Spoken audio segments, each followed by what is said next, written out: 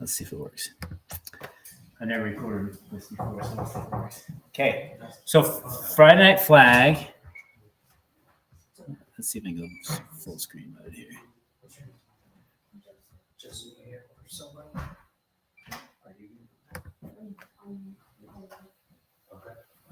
Okay, Friday Night Flag. We're the largest flag football league in Idaho. We have over 7,000 kids this year in the league between Boise, Nampa, Idaho Falls, Pocatello, and Meridian. So a lot of kids. We're looking potentially to expand in the future to Logan and to Rexburg and beyond. So you guys are part of something big. We're fairly new here in Idaho Falls. We're starting our third year. So this will be our fifth season.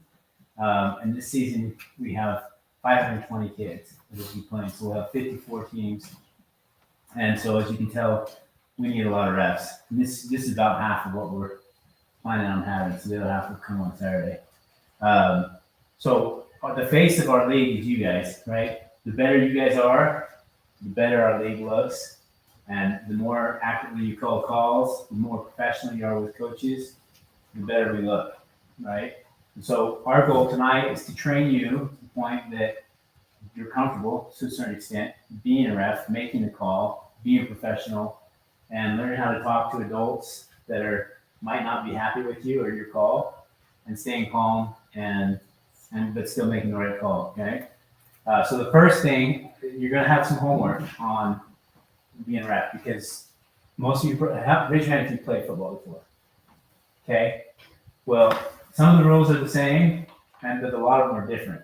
Okay. We'll go over some of the differences in the flag football rules compared to tackle football. But first of all, this is 5-on-5, so there's no tackling. In fact, there's no blocking, and it's basically non-contact football. Okay, so that's probably different than any football you've ever seen. This is totally a skills game. I don't know if any of you guys ever played flag football in your backyard, where nobody blocks, you just all go out for a pass. That's this league. Nobody blocks. Okay, it's just running and passing and catching. Okay. If you guys have any questions as we go along, just raise your hand or shout it out, and we'll try and answer any questions you have. Okay, so I talked briefly about this. Hey, Mike. Talked briefly about this. If you haven't done your paperwork, and if you've done paperwork in the past, like if you're returning, like Coughlin and Mike and Maureen, obviously they're returning.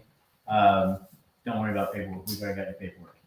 But 2 forms of ID, so that's usually a social security card or a student ID, or if you have a passport, or if you don't have any of those, a birth certificate.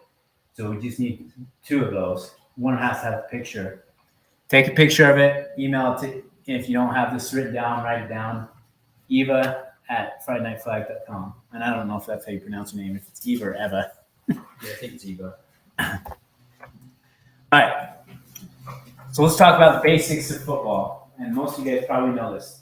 Line of scrimmage, right? That's where you start to play. First down, that kind of thing. But in flag football, we have other terms like a rush line or flag guarding or a no-run zone. And we'll go over what those are. But those are terms you probably haven't heard of if you've never played flag football before. Okay, as far as equipment, so at the beginning of the game, this is something you'll be checking with the boys pre-coin toss. And you're going to want to check their cleats and make sure they don't have metal baseball spikes on. And you're going to want to make sure they don't have jewelry that can get caught and tear out. And then we're issuing black shorts for all the players. So we want each player to be in their black shorts. And they need to have their jerseys tucked in so their flags are visible. If the shirt comes down over the flag, you can call a flag guard if it impedes somebody from pulling the flag. So remind them of that. Have them take off their watches. The reason we have them wear our shorts is we don't have any belt loops and we don't have any pockets, and those are dangerous because you're grabbing. You got your finger caught in a belt loop or something, you can break your finger. So, just picking my thing. The kids, we're not requiring mouth guards, but we recommend them. But if a kid doesn't have a mouth guard, you can still play. All right, so our field is quite a bit smaller than a standard football field. We're 30 yards wide and 70 yards long. There's only one first down, and that's in the middle of the field. And then 5 yards before the first down marker and 5 yards before the end zone, we have what they call a no-run zone, which means they have to pass, okay? That's not usually a big deal for older kids, but for kindergartners, that's kind of a big deal because they run every play, okay? The lines are out of bounds, just like normal football. This is what the flag looks like, okay? So if we're going this way, once they get the ball in here, they have to pass. Or if they keep going and they get to here, they have to pass, okay? We'll have the lines marked on the field. There'll be a dotted line. And that's considered the no-run zone. So you guys are probably going to feel like you're drinking out of a fire hose. So make sure you read the rule book. I would recommend reading the rule book 3 or 4 times, at least, as many times as you can before the first game. It's only like 10 or 12 pages, just so you can get yourself familiar with the rules. I had one ref one season. He never read the rule book, and it was horrible. It was absolutely horrible. And the parents were mad at me because he was inconsistent in calls, and like he's calling fouls that aren't in the rule book. And I talked to him. He's like, "Oh, that is yeah," because he never read the rule book. So don't be that guy. Read the rule book, okay? Be familiar with the rules. Okay, so as far as who can be on the field, so we're starting with kindergarten. They're this tall, and they don't know anything. And so we allow the coaches, 2 coaches per team on the field with them. So it'll be kindergarten, first grade, second grade. Once they hit 3rd grade, we're changing this a little bit for you returning refs. The coaches can be out in the field helping line them up, calling the play and stuff. But before the ball snap, they need to run off the field. Okay? So other than first and second kinder, no coaches will be on the field during the play. Okay? This is a big thing. Only head coaches can speak to the referee. So you'll be out there, and every parent and everybody will want to tell you how to make a call, okay? Or they'll have a complaint. Or you'll be standing on the sideline, and you'll have some parent get in your ear and say, Jimmy, and they'll start getting in your ear, and all you need to do is say, tell your head coach, and then go back to the game, because they'll distract you from calling the game, okay? I can only talk to the head coach. Go tell your head coach. And then the head coach, if he wants to call timeout or in between breaks or whatever, he has a complaint, you can listen to him. And obviously, I recommend you treat coaches different than you treat parents, because coaches are volunteering their time. They're out there helping the kids. They deserve your respect and time. Sometimes parents don't. Not that you should be rude to them, but you don't have time to take their complaints or whatever. You just talk to the head coach. Okay? If you ever have any issues, Morgan and I are going to be out there on the fields. And if you've got somebody that's just really irate or upset, say, hold on, let me call my supervisor, give us a call, and we'll come over and talk to him and handle it so you can keep them on the game. Okay? Do you guys all have my cell phone number? Okay, good. Something to go along with that too. If parents are chewing you out, don't take it personally. Yeah. That's something, like if you do take it personally, it's going to get in your head. It's going to affect how you call the game, and you're going to be stressed about it later on in the night. If something does happen and we need to come talk to the parents, a lot of you guys are you're just kids, and they don't realize that when you guys are wearing stripes, that takes that element away. And so we like to try and remind them that you guys are for the most part kids, and you guys are volunteering time too. I know you guys are getting paid, but there's a lot of volunteer work also that happens with it. So yeah, just don't take it personal.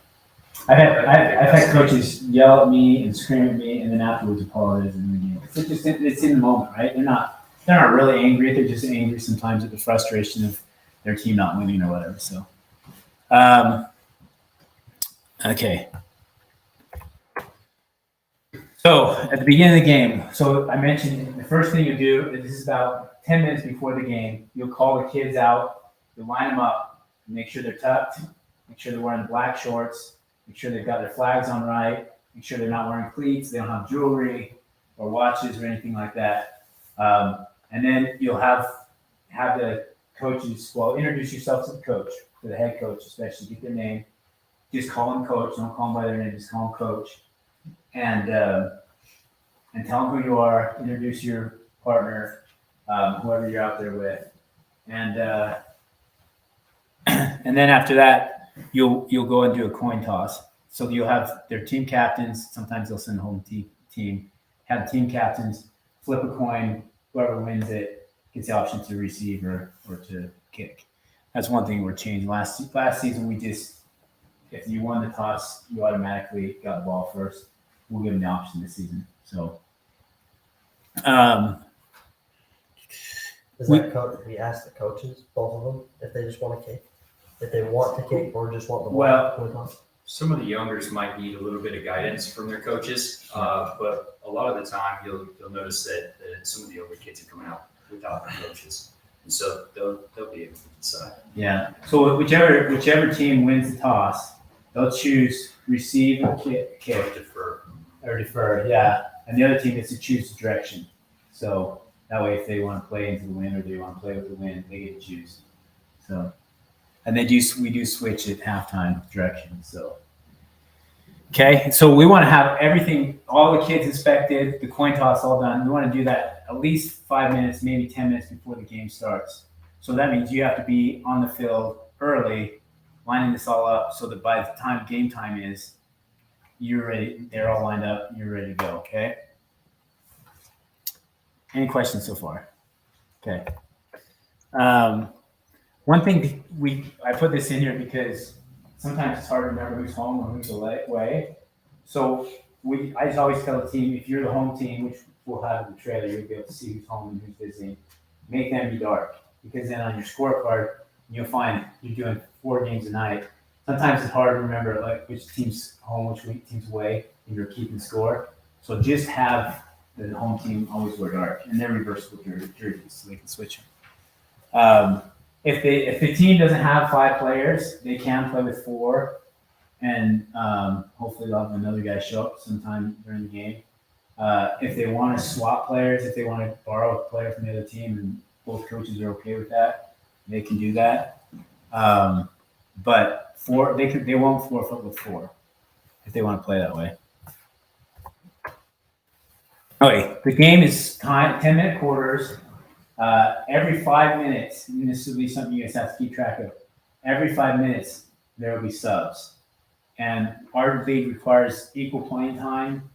There's no way you can really monitor that, but I find the opposing coaches do it for you.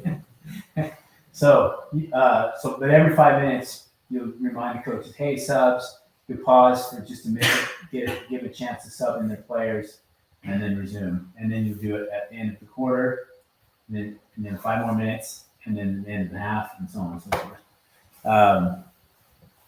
Halftime is only 2 minutes long. You can stop the clock at your discretion. It's like, especially for injury or something, but these games are pretty tight, and it's really easy to get behind. So usually we just run the clock constantly. And sometimes we'll stop the clock for 10 or 15 seconds to sub. Sometimes if I'm behind, we just run it. We just got to get through these games. But if you start on time, it's easier you have a little bit more cushion. If you start late, then you're really rushing. Okay, that's why we really want to start on time. There's a little bit of like a plus or minus because they could be in play during that 5-minute mark. You guys will have stopwatches to go along with the scoreboards. So the head ref will have a stopwatch. And so that's the person that should be calling mid-quarter subs that halfway through the quarters. And,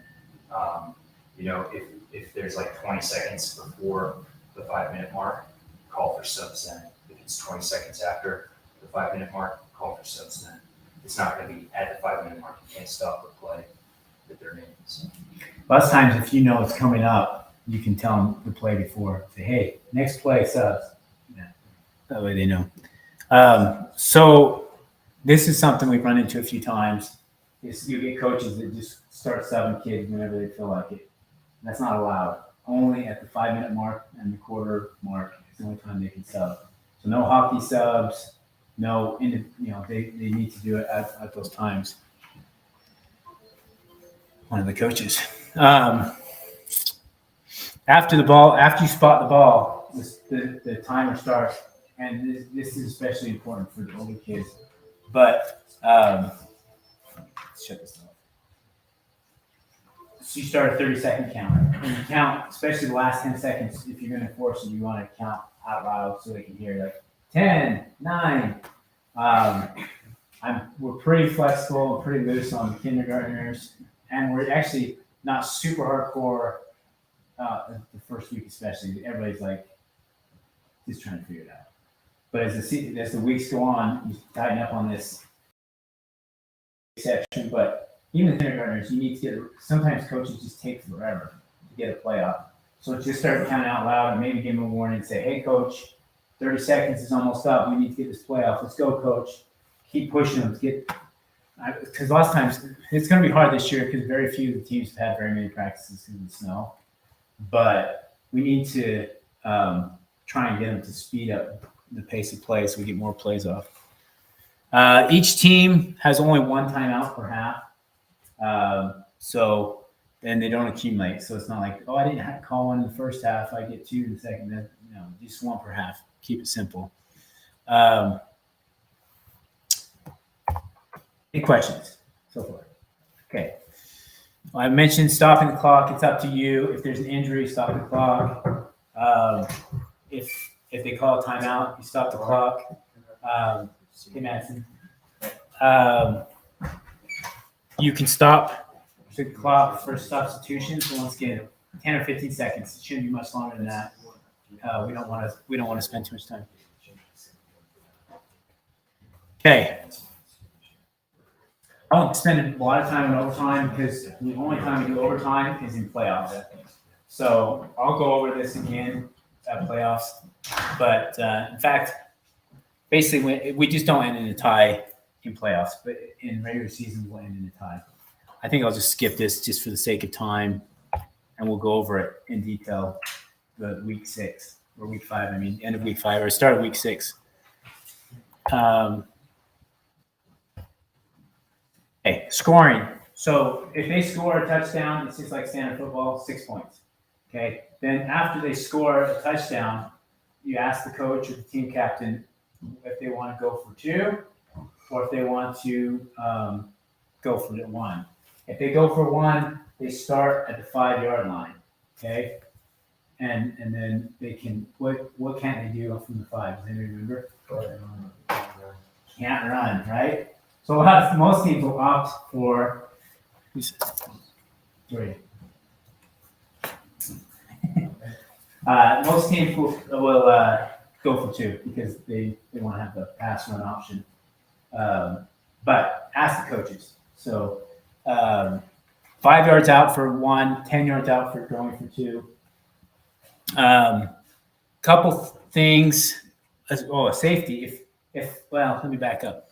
If the person's in the end zone and their flag is pulled in the end zone, it's a safety, right, in their own end zone. If they step out of bounds, it's a safety. But in our league, if the ball hits the ground, like in a fumble situation, it's a dead ball. So a fumble is spotted where the ball hits the ground.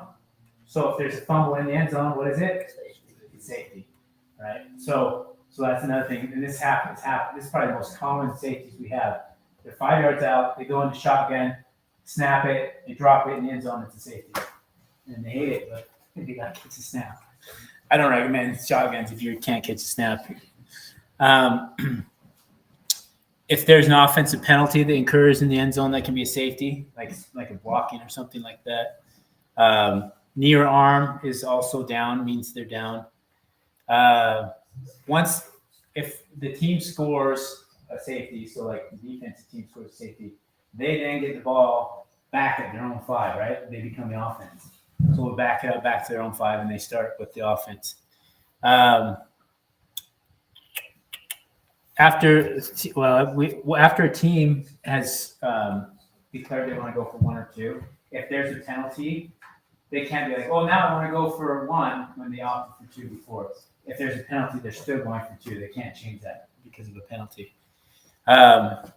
Here's the big thing. And when you're tackling football, where do you spot the ball? Is it where the ball is? Yeah. Typically in football, it's where the ball is. In our league, front foot, right?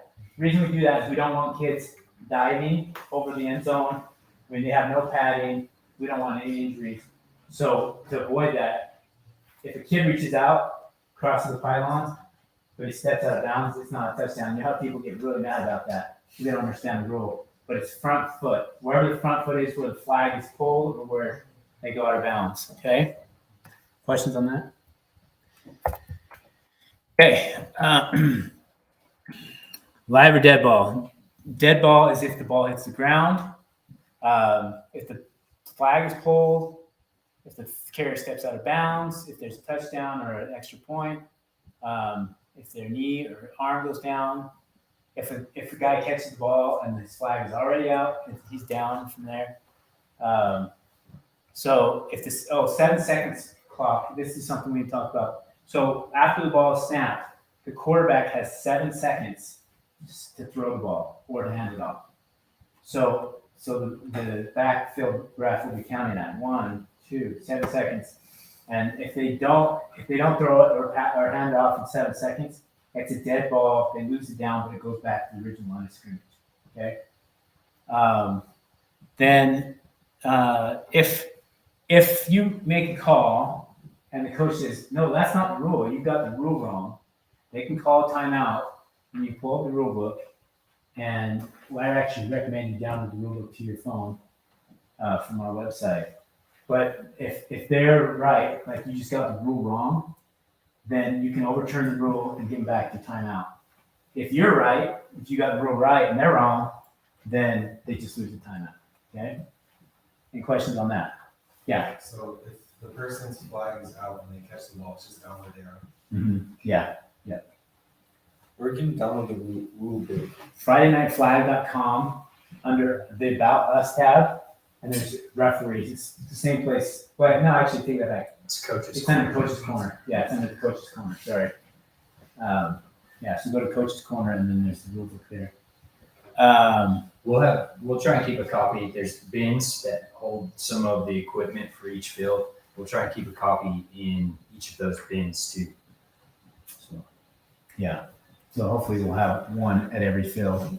You guys also have those little cards too. Yeah, cheat cards cheat that sheets. have- Yes. They're awesome. Yeah, so we'll have little cheat sheets you keep in your pocket. It'll help you remember, okay, this penalty is a loss of down, it's 5 yards, or no, it's not a loss down, it's 10, because that's a lot to remember, honestly. So we'll have copies of that for you guys to use every game. Okay. As far as formations, they have to have at least one player on the line of scrimmage. So they can't all be backed by the quarterback, and so at least the snapper's got to be on the line of scrimmage. If somebody goes in motion, they have to stop for 1 second before they snap the ball. Okay. And then one thing, the reason we put the ball has to leave the center's hands completely is because sometimes they would go like this and they'd snap the ball, the quarterback would touch it, then the center would take it and take off and go run.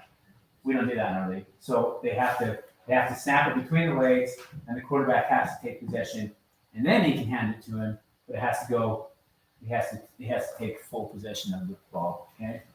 You may run into that, especially early in the season. Sometimes coaches get these good ideas that aren't legal. Something kind of goes along with that, and we'll talk a little bit more about, is there is a rusher for the older kids, and it's 10 yards out. Right when that center moves the ball, the rusher can move. So it doesn't necessarily have to leave the center's hand. What grade is that starting at for rusher? First, second. So Kinder cannot rush. Okay, the camp is over. Yeah, But first and second count. Yeah. I think you said it, but if it's a 7 second, the quarterback goes for 1 second, is it a sack and he's down where he was, or is it just? Line of scrimmage. Yeah, original line of scrimmage. Good question. Yeah. Yeah, because that one gets messed up a lot. So let's see. I can't remember. Yeah, it's the original line of scrimmage. Yeah.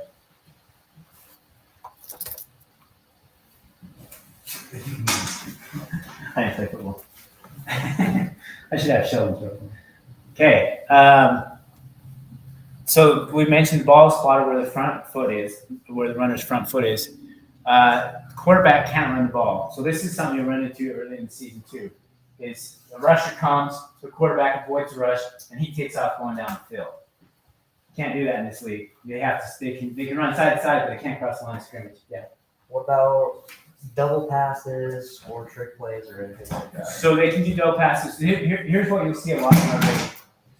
The way they get around the quarterback rush is they'll take the snap, they'll hand it off, and this kid becomes a quarterback. Then he can run, right? Because we've had a handoff, the 7-second stop, but the defense can all cross the line of scrimmage now too. So when the ball is snapped, no one on the line can cross the line of scrimmage on the defense, except for the rusher who's 10 yards back. And we will mark, each of you guys will mark a 10-yard, we'll have a little mark you put down 10 yards back. If they line up behind that and they don't cross it before the snap, they can come after the quarterback, okay? As soon as the ball's handed off, everybody can come across. So the rusher rushes from 10 yards behind those. Yeah. Yeah. Here's what you'll see a gazillion times with the little kids. So they're super slow, they get a snap, and they hold it out there. Everybody knows he's going to hand off. The defense knows he's going to hand off, and here comes the whole line waiting for the hand. They can't wait for the handoff, so they all come across the line, and the kid gets the ball, and there's like 4 kids there. That's offsides, right? But most refs forget about that. They can't do that. So they got to wait until that kid takes the possession and handoff. Any questions on that? All right. So no diving, leaping, or jumping to flag guard. So this will happen once in a while. This kid will be running, and the kid's about to jump or to grab his flag, so he'll jump to avoid it. We can't do that. Okay. This is a safety reason too. We don't want kids jumping past or into other players. However, if he's running and he does a jump cut, that's okay. Jump cuts are okay. Jumping to avoid a flagpole is considered flag guarding. Okay. Just to go back to what you said about the handoff and then the line crosses, it's actually not an offsides, it's an illegal rush because they weren't behind the 10-yard marker. The penalty is the same, but yeah, it's just to be more specific, it would be an illegal rush. That's correct. Same hand signals and everything, but yeah, same distance. Here's a story for you. I had a team come out of Mud Lake a 3 seasons ago, and first game they hand the ball off, and 3 of his guys run out in front of him. And this kid comes by, and he's just like block vest. And the coach was like, "Why you keep throwing a flag on me?" He hadn't read the rule book, so no blocking. In fact, no impeding of the defense. You can't even get in front of them. We have a video on that too, but like if the kid snaps the ball and the rusher comes for the quarterback and he steps in his path and he has to change direction, that's an impeding and that's a penalty, okay? it's good to encourage the athletes to, once the ball has been handed off or passed, to just stop. I know a lot of them will get excited and they'll want to run with their teammate, especially if they're going to go for a touchdown, right? But if they're running with him, they could count as a block if it's impeding a defensive player to pull the flag. You'll see that a ton with the little kids. They get so excited, they got to run alongside their guy who's running for a touchdown. Well, the defense comes up and they get in their way, and it's an impediment, and it's going to be a spot foul. Okay? Questions? Okay, 4 passes. They have to be, obviously the quarterback has to be behind the line of scrimmage. That's standard football. We mentioned the 7-second play clock. We have, you guys as referees will count that off. Remember, this is one thing you'll have to really pay attention to. Pay attention to if the ball's handed off, because it voids out the 7-second, and they can then run. And I've run into this when I was refereeing myself, and the kid will run. I'm like, did he hand it off? I can't remember. I don't know if they're having me probably pay better attention. But pay attention to if the ball's handed off, because it happens so often, and sometimes you do it every play that you won't remember can he run or not, if he's rushed or whatever. So watch that. Once again, the ball goes back to the line of scrimmage, not to where they were when the 7 seconds expired. Everybody's eligible for a pass, so we don't have any ineligible receivers. You have to just have 1 foot balanced for it to be a reception. if two players go up and catch the ball at the same time, the possession goes to the offense. Okay, and then interceptions change at the point of interception. So everything else, any other turnover will go back to their own 5. That makes sense. So there's no kickoffs. They just started their own 5. Yeah. Yep. Returns on conversions are worth 2 points, even if they were going for 1. If they take an interception back to your interception, it's still doesn't right? They can't return an interception. No, they can return interceptions. Yeah, if they return it back, it's a normal touchdown, unless it's on a PAT, and then it's 2 points, even if they were going for 1. Alright, so no matter where they end up, as long as they're not in a touchdown or an interception, it's still back to the 5. No, I'm sorry. No, it's wherever they, Yeah. where the where the ball is spotted. Yeah, where the ball is spotted. Yeah, good question. Good question. Okay. If it is intercepted in the end zone, this flag gets pulled immediately. That's on the 5-yard line. Yeah. Yes, that's correct. It's a touchback. Yep. Good question. Good question.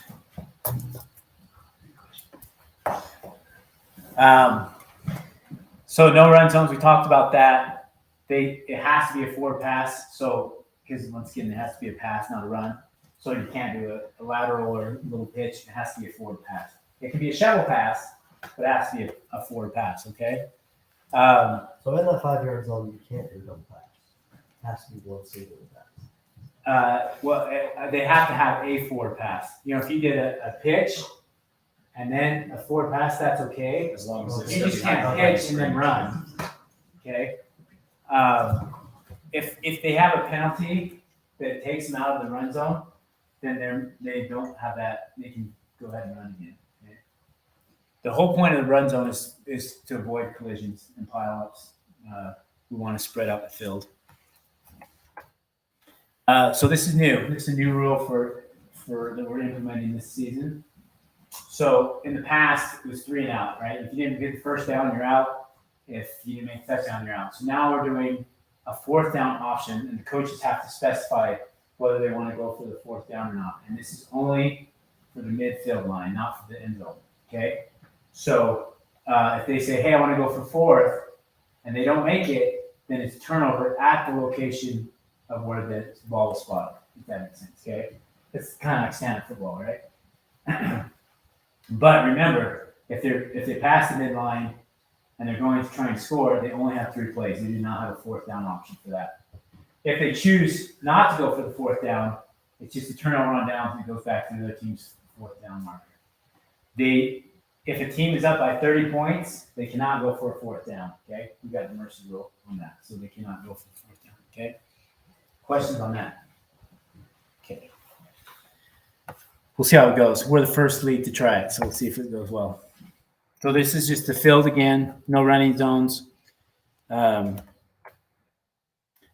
going to rushing passer. So it's 10 yards. So after the ball is spotted, one of the referees will pace off 10 steps. We have blue markers, you put it down. The rusher has to start behind there. If he goes across that mark before the ball is snapped and continues on across the line of scrimmage, then it's an offsides. If he goes past that mark but doesn't cross the line of scrimmage, there is no offsides. Okay? So don't throw the flag prematurely. He has to cross the line of scrimmage before it's offside. Oops. Something else running in the background.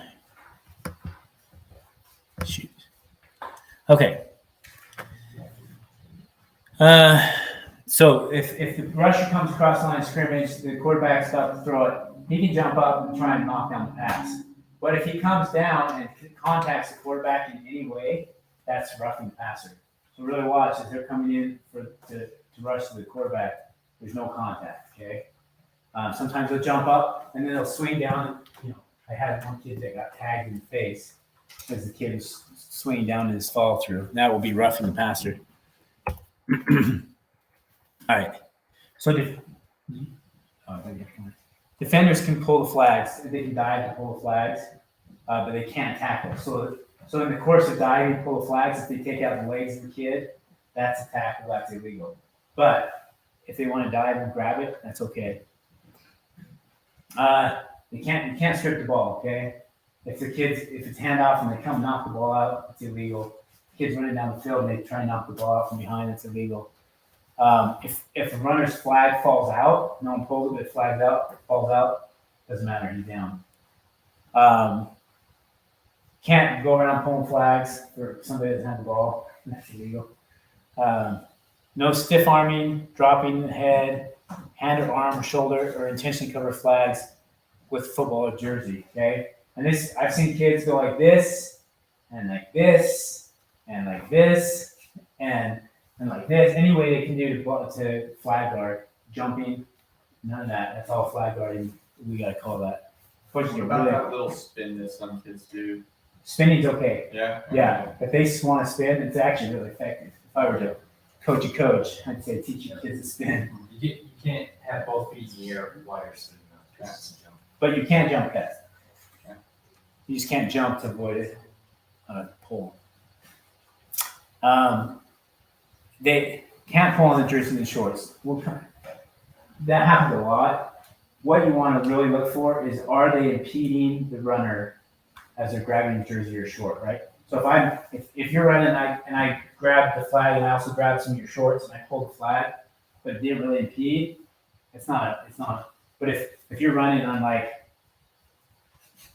obviously you're impeding, right? Or I grab the shorts and it's like, that's impeding. So just watch that. If it's any time they're grabbing something that's not the flag and it's slowing them down or impeding, that's a foul. Okay?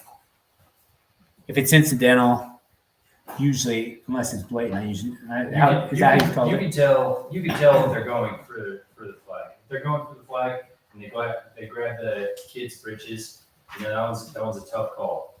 But Yeah, you see kids get pants. Yeah. yeah, that's it, especially for little kids. But yeah, so with that one, I mean, it really, I mean, that's your discretion, and it's kind of If they have the shorts and the flag, it's good. But Yeah. With a handful of shorts. shorts and Yeah. yeah, exactly. Because they lose their shorts. It's Yeah. not like they lose- And if they grab the shorts and it's like just briefly and then they let go, I do not call it. But if they grab it, hold on. Yeah, that's not gonna fly. Hey, we'll talk. I'm not gonna talk a lot about this because we have some videos on this. It's gonna talk about positioning. So who has a cell phone with them? Pull out your cell phone really quick and go to your app store or your Google, what do you call it? Play Store? I don't know what you call it. Yeah, there's App Store and then there's Google Play. Google Play. So go to leaderboard and it's spelled like this. And believe me, your autocorrect's gonna try and fix it and you're gonna have to retype it in. It's gonna try and spell leader right. LAD. Yeah. Just right down there.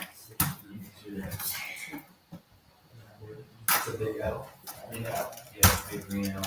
It's big, yeah, it looks like a big green L. Go ahead and download that app. So this is how we connect to our scoreboards.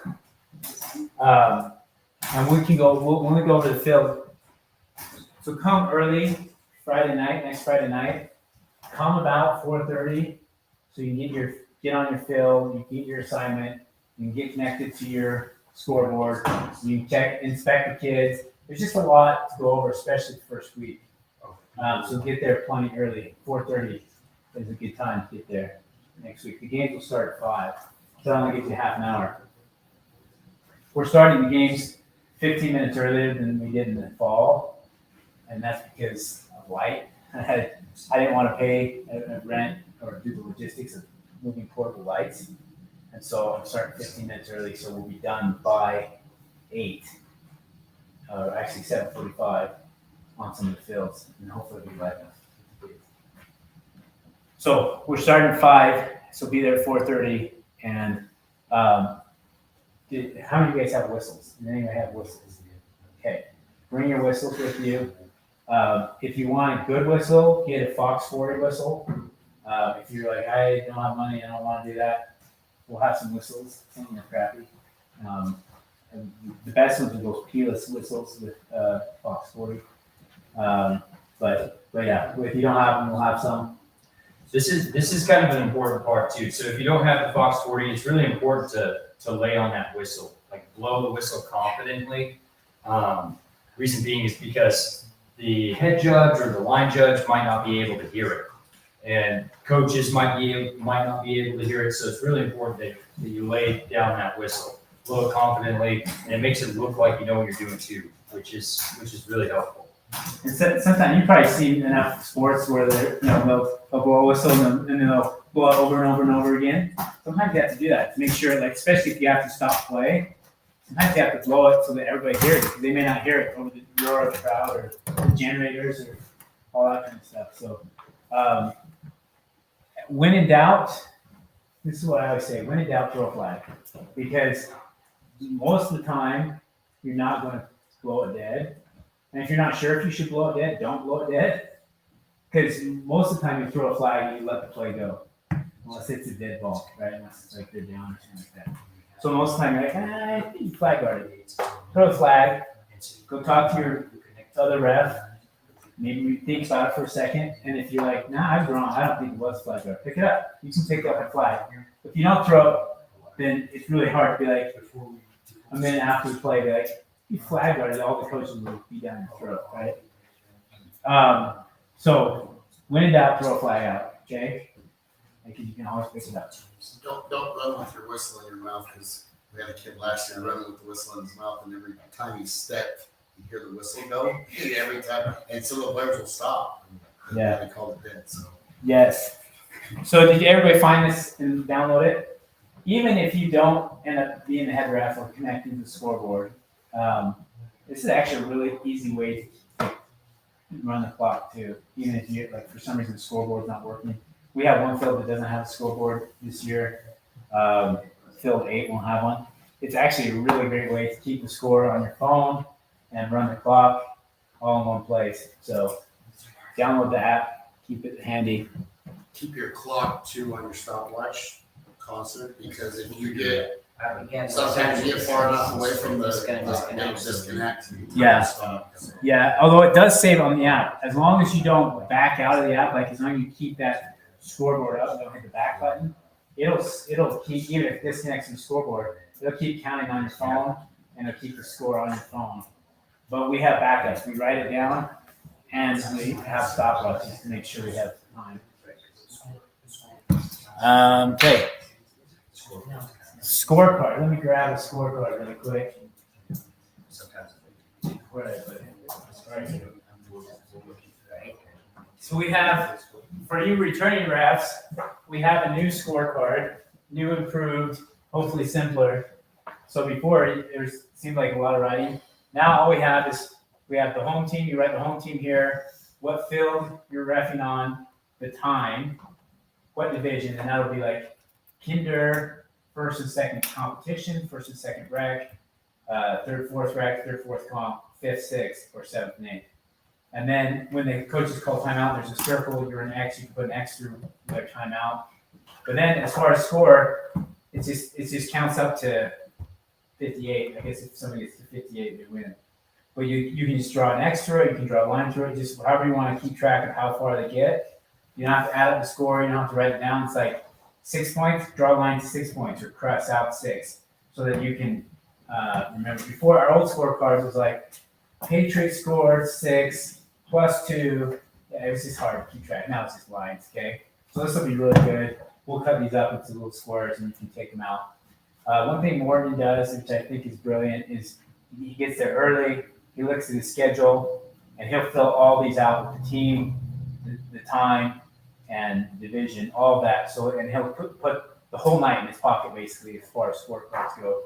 And that way, he's ready to go for it. It's best for time management because the game should last about 45 minutes.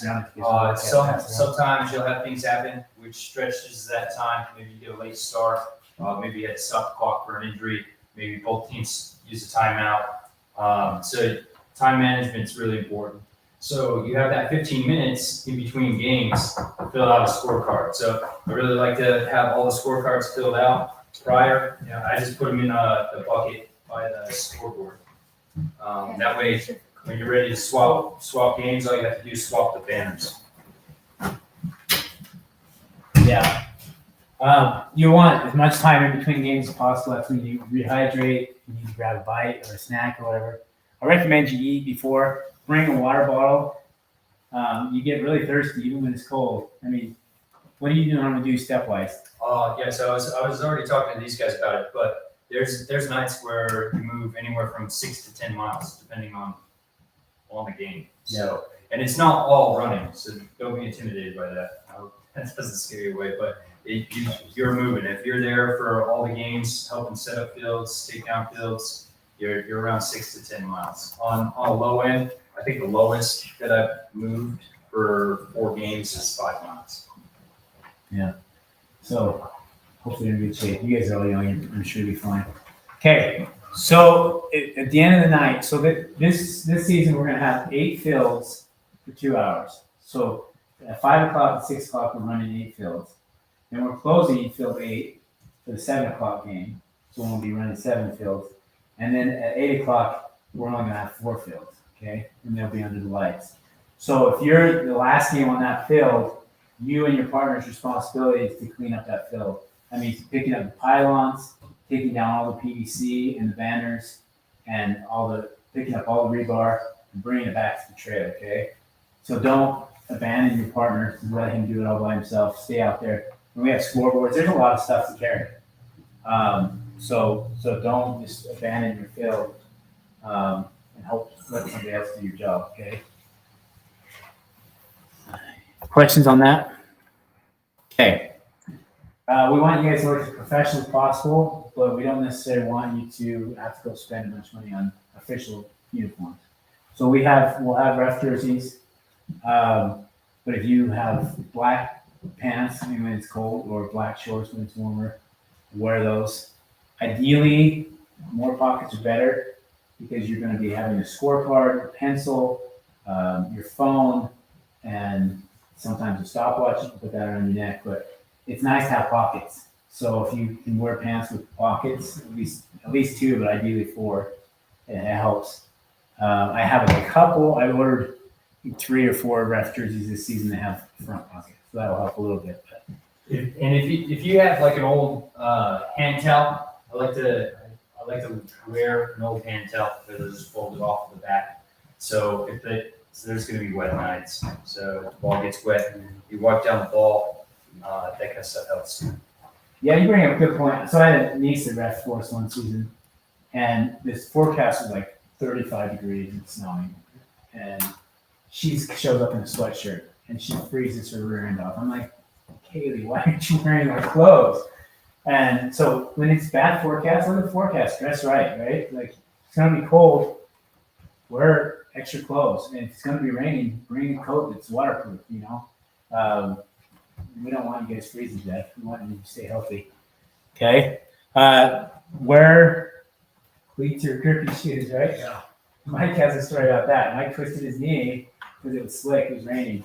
So wear shoes that hopefully grip. If you have cleats that are comfortable, bring those just so you don't slip and fall and hurt yourself. We don't want that. It was the one day too, I forgot my cleats on And it was wet. Was it raining or was it dew? I can't remember. It was due, but it started, I strained my calf there, and then I went to the Slipknot concert and finished it off, so I was in crutches for. Yeah. So, yeah, we missed having it too.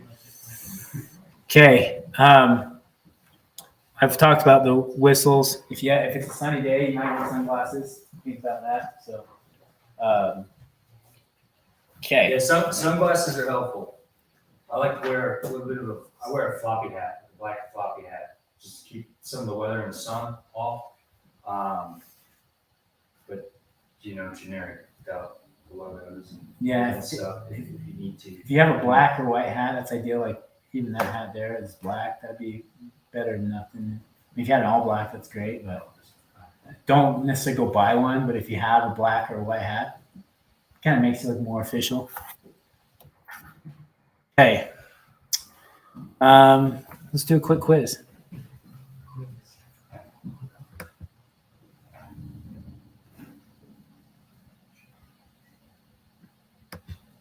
I'm going to log in here.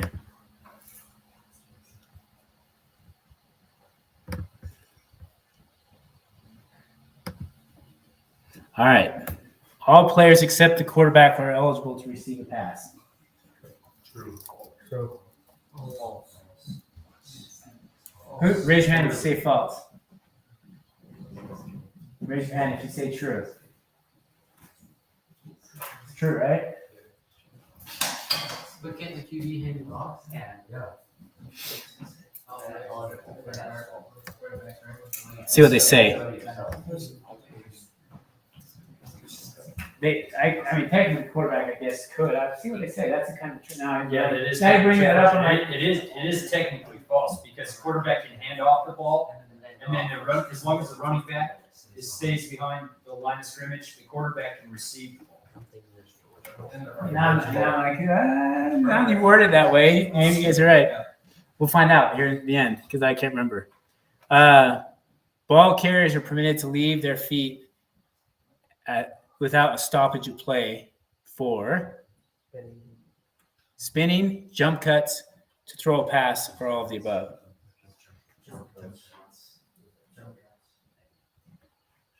What do you say? A, B, C, or D? B? Final answer? So, what do you say, Morgan? I'm not. Oh, man. Raise your hand if you think it's Can all you of jump them. to throw a pass? Yeah. Then Can you jump to spin? No. Yeah, you Yeah, you can. can. If you leave your feet, Yeah. as long as you're not. Kind of hard to spin without your feet. Can you jump? Can you do jump cuts? Yeah. Okay, I think it's all of the above. Did you have a question, or you just No, I was you're voting? If the ball carrier loses the ball into the air and the defender catches it, the defense is awarded the ball and the play is dead at that spot. Play is dead and the ball is marked at the spot of the lost possession. It's treated as an interception and the defender may return it to a dead ball situation or none of the above. C? Who says C? Okay, we'll do C. On all offensive players can run the ball behind the line of scrimmage as long as they take a legal handoff behind the line of scrimmage. True or false? True? Who says true? True.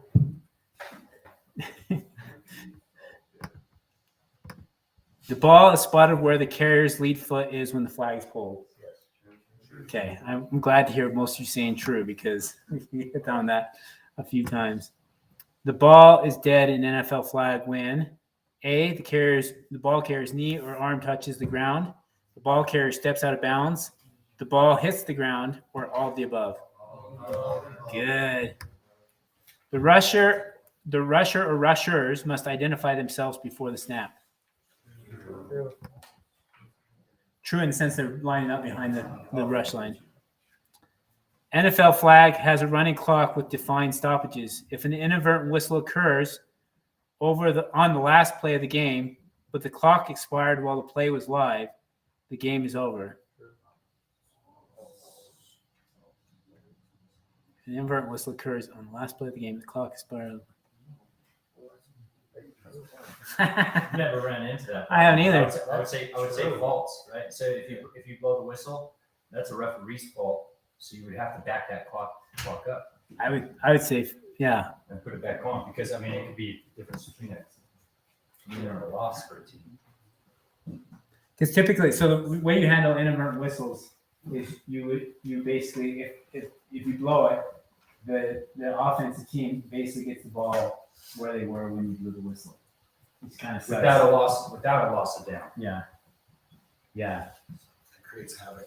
It's horrible when you do Yeah. inadvertent whistle. Yeah, try not to do But it'll that. probably happen. But just apologize to the coaches. Say I messed up, and this is where you get the ball. We're gonna go from there. To kind of go back, I don't know if we touched on this. So if you do have to throw a flag for a penalty, let the play develop before you blow the whistle. So throw the flag, let the play develop, Until it's a confer dead with ball. your other referee, and then you can take it back. But if you blow the whistle and you were wrong, then that ruins their play, right? So throw the flag, let the play develop, confer with the other referee if you're unsure, then blow the whistle. I mean, if it's obvious, if it's really obvious, throw the flag, blow the whistle. There's very few dead ball fouls. There's like illegal procedure, like when the team comes across, but for the most part, I mean, if they go out of bounds, it's a dead ball. If the ball hits the ground, it's a dead ball. But most penalties, you just throw the flag and let the play go. So, okay. In overtime, both teams must go for 2, starting with the second overtime until a winner is decided. We didn't go over this because I skipped it. What do you think? True. So you can't go into multiple overtimes, yes? No, you can. But once again, only in the playoffs. Remember, only in the playoffs do we do overtime. Regular season, so the first 5 weeks, it ends in a tie. Okay? If the player takes a possession of the ball with 1 flag in his or her belt, the play is dead at the spot, and illegal procedure call from the original line of scrimmage won't be enforced for equipment violation. The play continues until a defender touches the ball carrier or pulls the flag. The play is dead at that spot or none of the above. C. The 7-second pass clock expires while the quarterback has the ball in the end zone. Is this a safety and the opposing team takes possession on its 5-yard line? This is a penalty for illegal procedure for not passing the ball in 7 seconds.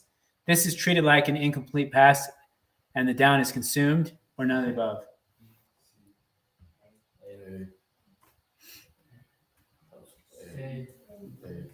C. Right? You go back to the original line of scrimmage. Interceptions are returnable except in overtime. They result in a failed attempt.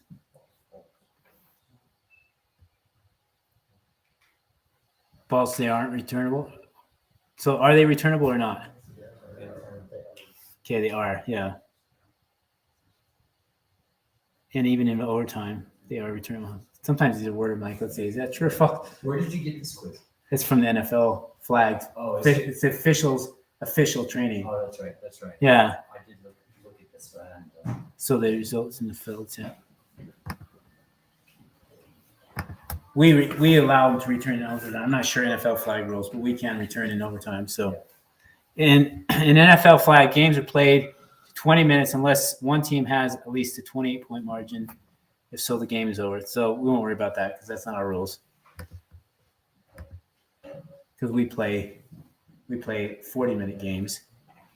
As the defender is reaching for the ball carrier's flag, the ball carrier drops their hand with the ball in it down to their belt without making contact with the defender's hand. There should be no call for flag guarding because no contact was made. Should we ask the ref? False. Definitely false.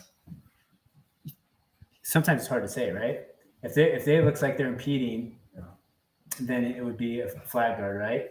You'll see people running and their run is exaggerated, like a Tom Cruise run. You know what I mean? And so their hands are coming down. Now that can be a flag guard if somebody's going for the flag, but I wouldn't call that a flag guard if they're running and they're clear of everyone else, right? But if there's somebody in the vicinity and they're ducking down to pull their elbow down, and even if there's no contact, I would still call flag guard. In that case, if he doesn't hit and he only goes down to his belt and he doesn't hit the person trying to grab the flag, I would say that is not a flag guard. If the rusher lines up behind the rush line and leaves early, he or she may reset and rush the passer as long as they start from the original rush line. True. So they can go back behind the 10-yard rush line and start again and not be offside. That's true. In NFL flag, each team has 3 downs to cross the midfield and 3 downs to score. False now. It used to be true for us, but now it's false. Because they have 4. Team A has the ball on the 24 in the no-run zone, and second, the quarterback takes the snap from center, runs around the backfield, but then takes a knee at the 21. This is an illegal procedure call for running in the no-run zone. That's an interesting question. So essentially he's saying, So if they're in the no run zone and the quarterback gets the ball and steps out of the no run zone and they have an extra down and then he decides to take that to step out of the no run zone so the next play he can run, we've allowed that yeah, pass. So yeah, now that's saying you're like if they're on their second down and they're within the 5 yards to pass midfield and the quarterback gets the ball, they step out of the no run zone, takes a knee, it's down out of the no run zone, and then they can run or pass. each team has one timeout and it does not carry over. True, right?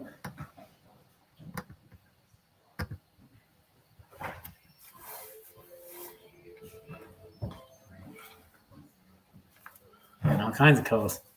An NFL flag, the pass is legal if is thrown forward and received beyond the line of scrimmage, is a shovel pass that finishes with one hand, the ball is out of hand before the quarterback's passing arm has passed the line of scrimmage, and D, the only pass thrown that play. Any ideas on that one?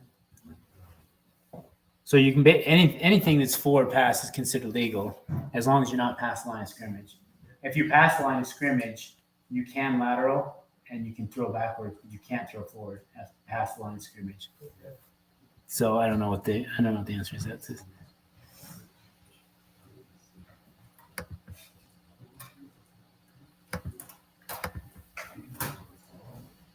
I think it's all okay.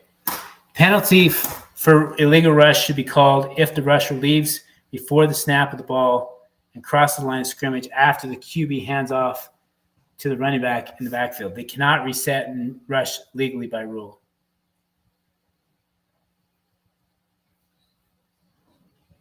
So what do you think? So basically they're saying the rusher comes but he leaves, he crosses the rush line early, but before he crosses the line of scrimmage, they hand off. So can he continue to rush, or is he offside? He's offsides, or he's okay? He can rush once the ball's handed off. Everyone can rush. So it's false, right? It would be a legal rush. It would be legal. The player who knocks the ball out of the quarterback's hand has committed roughing the quarterback, unsportsmanlike, stripping, or unnecessary roughness. It's A or C or B or D. Not B. Not B. It's one of the four, I'm sure. It's stripping, right? An example of a live ball foul is false start, offsides, unnecessary roughness, or unsportsmanlike conduct. That's correct. Also, I just read on Sportsmanlike. Are they permitted one and they're out or what? Yeah. So it's a penalty. You throw the flag, you assess the penalty. If it happens again on the same person, they're ejected. So two. Yeah. So warn. So you throw the flag, assess the penalty. You warn them, say next one is an ejection, and then if it happens again, you eject them. And at that point, you better call me and Maury because we'll probably help with that. So I haven't really ran into that.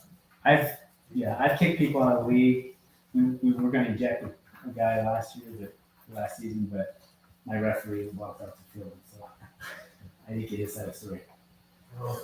So can they call play and then so they don't do points. It just starts at points. They don't actually punters. Then no actual. There's no actual kicking. Oh, Yeah. that's okay. Yeah. How will kickoff work?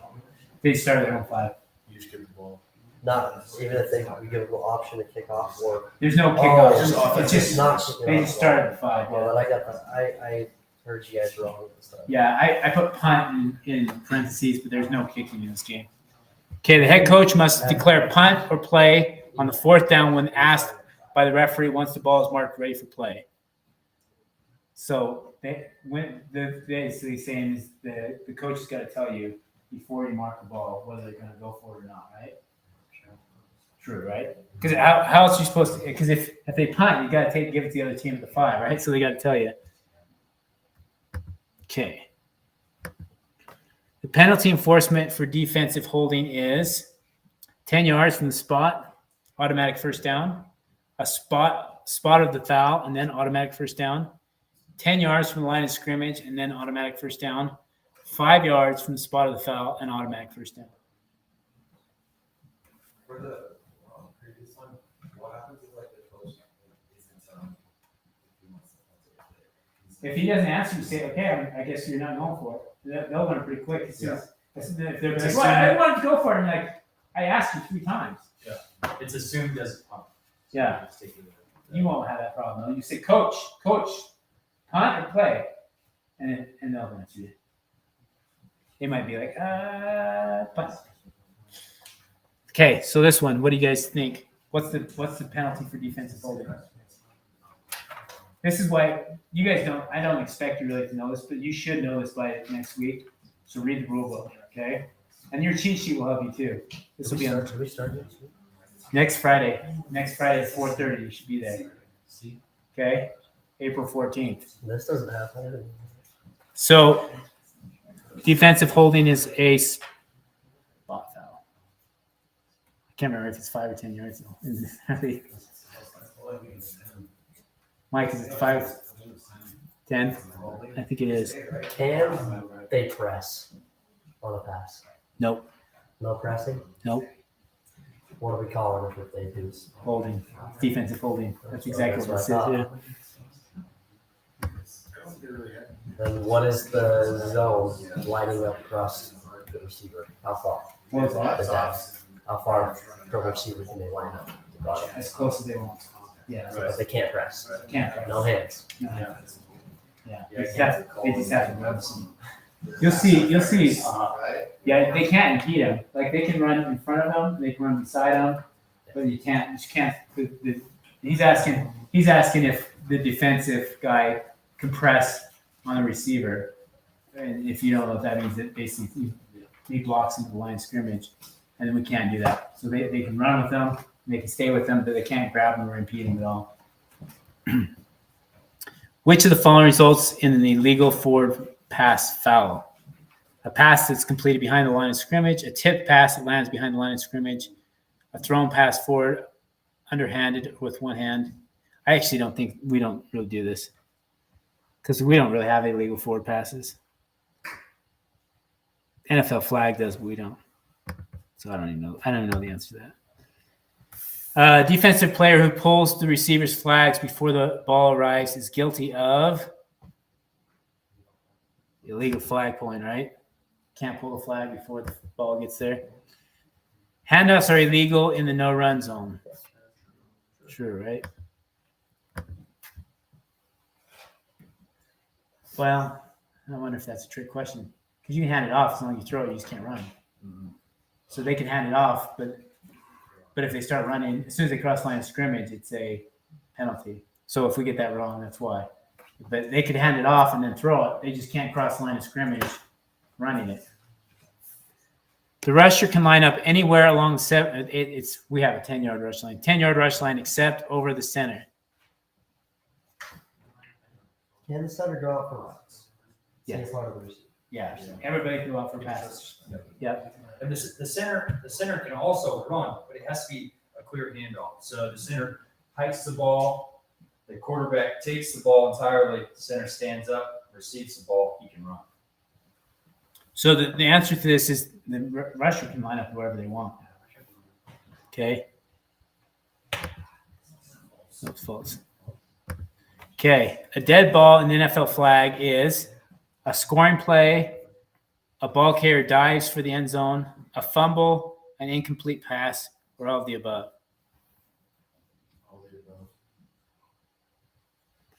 So this one is for sure. Incomplete pass is. So yeah, all of the above. Because you would call a dead ball foul if they dive, right? They'd be down first of all because they're diving, but you can't dive. So that's illegal. That'd be a penalty, but they'd be down, so it'd be dead ball. Okay. The defense intercepts the pass during a point after try while returning it to the opposing team. The opposing team commits a holding foul while pulling the flag. penalty enforcement would be enforce the holding penalty from the spot of the foul, and the returning team will be first down from that spot. Returning team would be awarded 2 points. Returning team would be given the yardage for holding on their next play and start their possession on their 10-yard line, first down from there. Returning team will get 1 untimed down 5 yards from the foul. So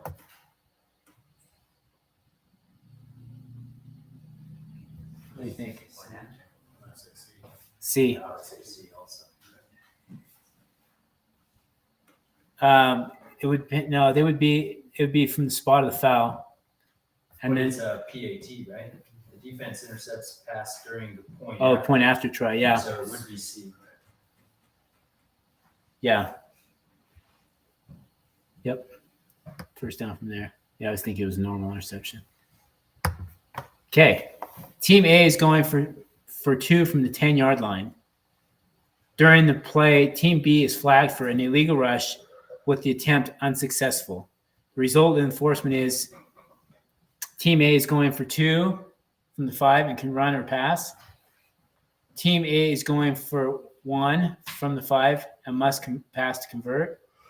Team A can decline the penalty and retry from the 10-yard with the option to run or pass. Or team A is going for 2 points from the 5 and must pass to convert.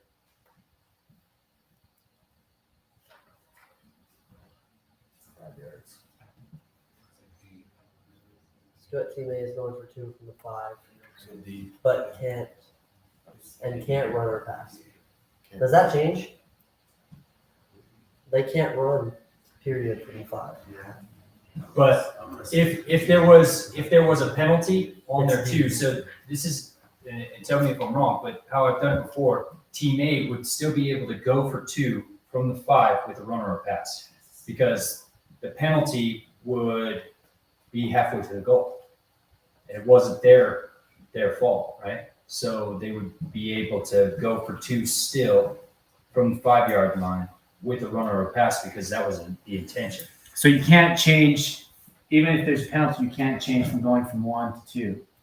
So you'd still be going for 2 by rule, but you can't run in the no-run zone regardless because of a safety issue. So they can decline the penalty And retry it. retry it. Retry it, yeah. So they basically get another shot at it. And if they take the penalty, they're on the 5. Then it's no run. But they can still get 2. Right. C. I've only ran into that once before. Rusher has the right of way in the path if the offensive player is running a pass pattern in the path. Anytime the rusher is inside the path, when the quarterback moves the path, or when the rusher moves the path. So they're asking, when the rusher comes, can anybody impede the rusher? Is essentially what they're saying.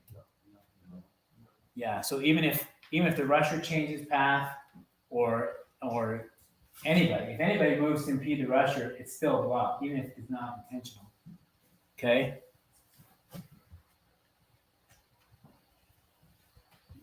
So I think it'd be all of them. Wait, Only one. maybe it says all that apply. I think they all apply, but the rusher has the right of way in the path. I'd say A. Yeah, B. Anytime the rusher is inside that path. Yeah, there it is. Okay. You should always consider if there is an advantage gained by either the offense or the defense during the act to decide on calling a foul or not. True or false? What do you think? I'm curious to know what you guys think. False. You call it regardless? That was a foul. So you'll see this in the video here in a minute. If it doesn't change the play, other than like, I mean, it's different, it's not sportsmanlike. But let's say a kid is offside, or not offsides, but they'll show a video of this. But if it doesn't affect the play, he says let him play on. You know, if it doesn't give an advantage to the other team, just to keep the pace smooth and all that, just ignore the penalty and don't call it. But if it gives an advantage to the other team at all, you got to call it, right? But if it doesn't give an advantage, It just slows the game down. That's what they said. So.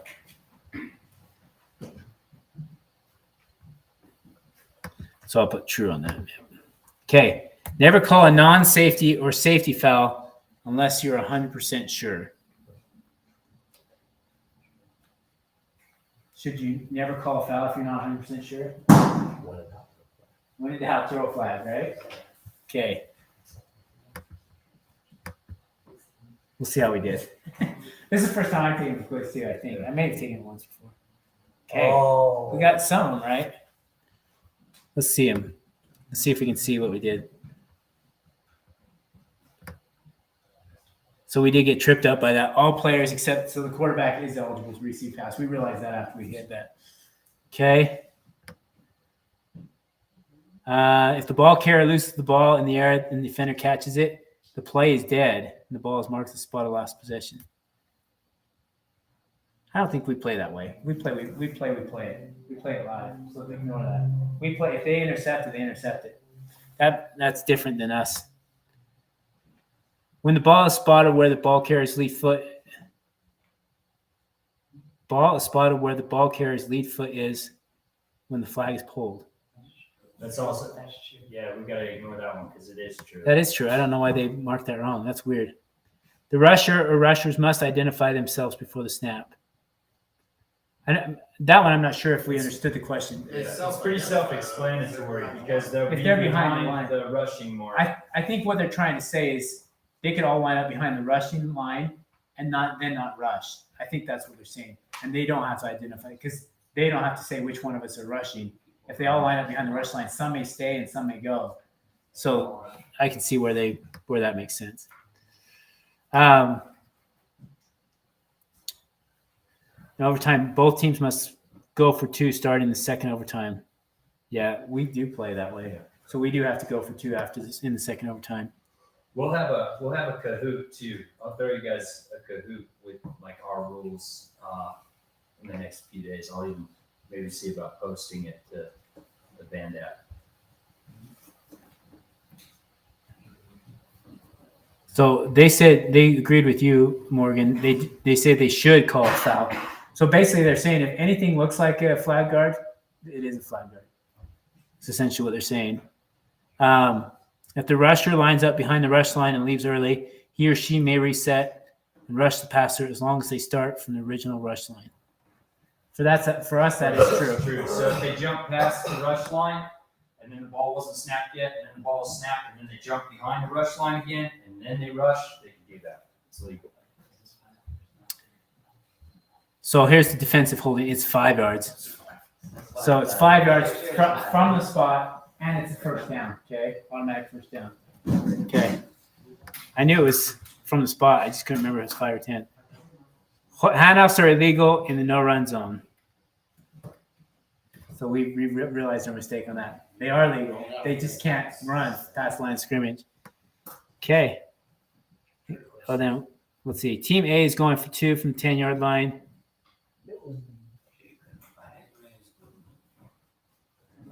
Interesting. True also. So they're saying that Team A. Yeah, accepts.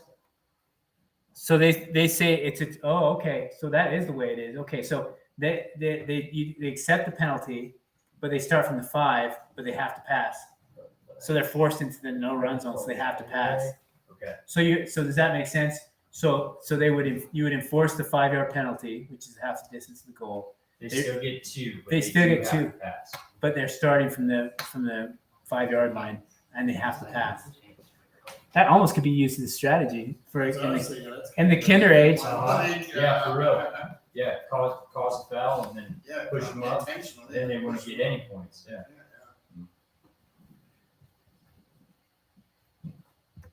Okay, so the rusher has the right of way in the path if an offensive player is running a pass pattern in the path.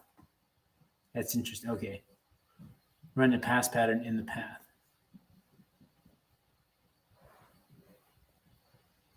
I'm trying to decide what they're saying with that. How is he running a pass pattern if the guy's running with the ball? If he's passing the scrimmage, technically, you can't throw the ball forward, right? So he's running a pass. So I guess what he's saying is like if the offensive player is going out and the defensive player is coming to rush, and he's saying, "Oh, I'm running my route," but he blocks him. That's illegal. That's still an illegal block. Okay, we're probably taking too much time on this. Let's get to the next thing. Any questions on anything? Okay, we got still lots to cover here. Some videos. Okay. So this is on communication. So I'll make sure this is turned up. Hello. Welcome to the NFL Flag Official Certification course. My name is Tom Lenave, and I'm the Director of Officiating for the NFL Flag program. In this course, we will give you the foundation you will need to confidently lead as a certified NFL Flag official. Let's get started.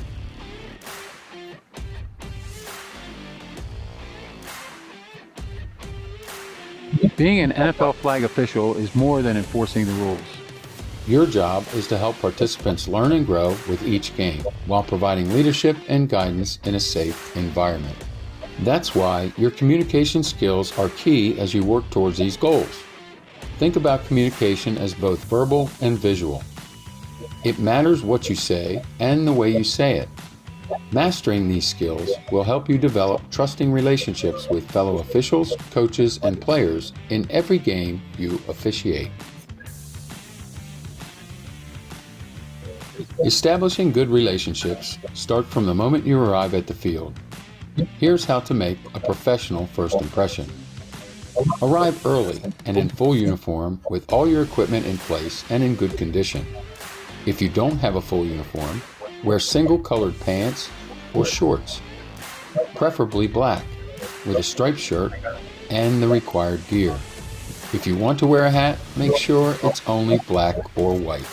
Before every game, it's best to have a defined plan, so you're prepared to arrive on time and ready to go. This small act will help you establish cooperation and trust with officials, coaches, and players. Consistency is at the top of every coach's list of concerns. They may ask questions like, how are you going to call the game? And what can my players expect? Put a plan in place the moment you step foot on the field. After you arrive, meet with the other officials to confirm assignments, responsibilities, game management, mechanics, and the pace of play you're comfortable with.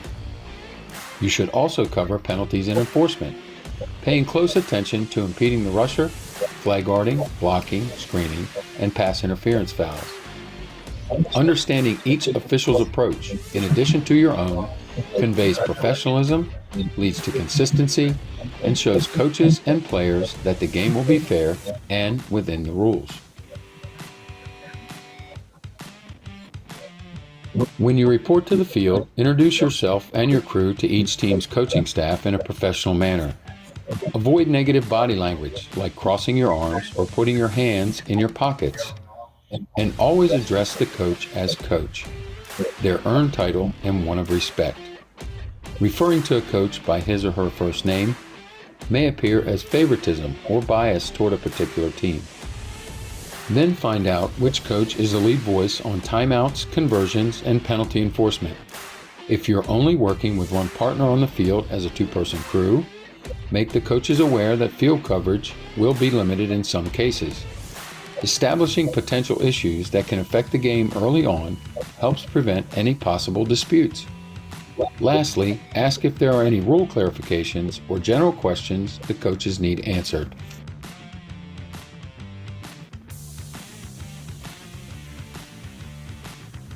When it comes to how the game will operate, including player safety, there should be no doubt of the crew's intentions.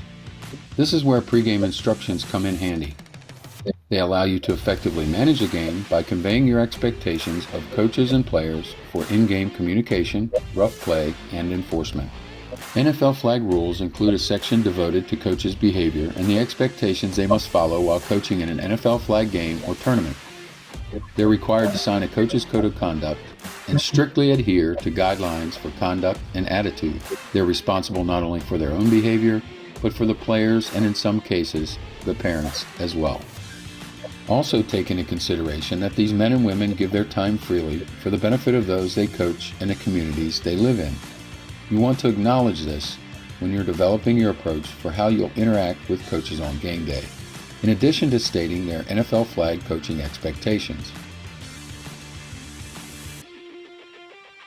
In-game communication with coaches and players should be done during dead ball situations or natural breaks within each game.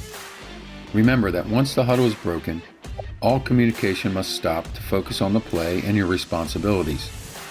The same goes after each play, in which no foul has been committed, until the ball has been spotted and the ready for play signal is given.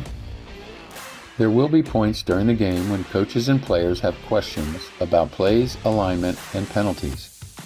When addressing players, it's best to refer to them by their position. Show respect and use a calm tone. Remember, even when things get heated, don't yell. Here are some key reference points you can follow when it comes to game communication with coaches and players. Be respectful, make eye contact, and use an even tone. Be cognizant of poor body language, like crossing your arms or putting your hands in your pockets. Acknowledge the coach or player and their concern. Don't ignore them. Answer questions, not statements, and focus on the job at hand. If you don't know the answer, tell the coach with a provision that you'll get them one as the game allows. Soften your instructions by asking the coach for help rather than directing. Take a proactive approach in avoiding confrontation and unnecessary penalties. Alert coaches and players in advance about potential penalties or behavior issues that may unfairly affect the game. Inevitably, there will be times when your explanation is not enough for players and coaches, and they will persistently push their concern. In these situations, you must continue to focus on your job and maintain professionalism while letting them know it's time to move on. Offer them the opportunity to use a timeout for a conference or during breaks in a game, like halftime or postgame. If the complaints continue, issue a warning and inform them that further escalation will lead to a penalty or even ejection.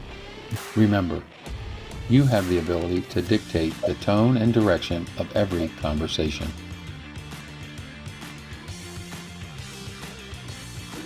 You can't overlook the importance of post-game communication. Even though coaches might be busy during this time, you can still let them know you're available to help resolve any concern the coach may have had. But you should never engage with any player to talk about the game that just completed. Furthermore, you and your fellow officials should take a moment to review how your game plan unfolded and address any outstanding issues. Effective communication is key to being a successful NFL flag official. Whether it's with coaches, players, or your fellow officials on the field, establishing a good rapport early while being approachable will create a positive game atmosphere for everyone.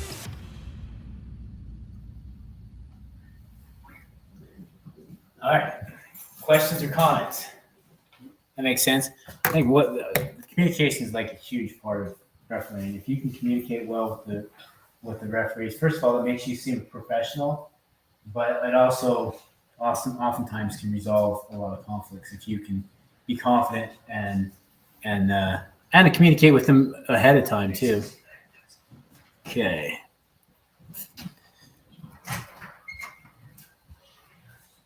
Let's go to the next one.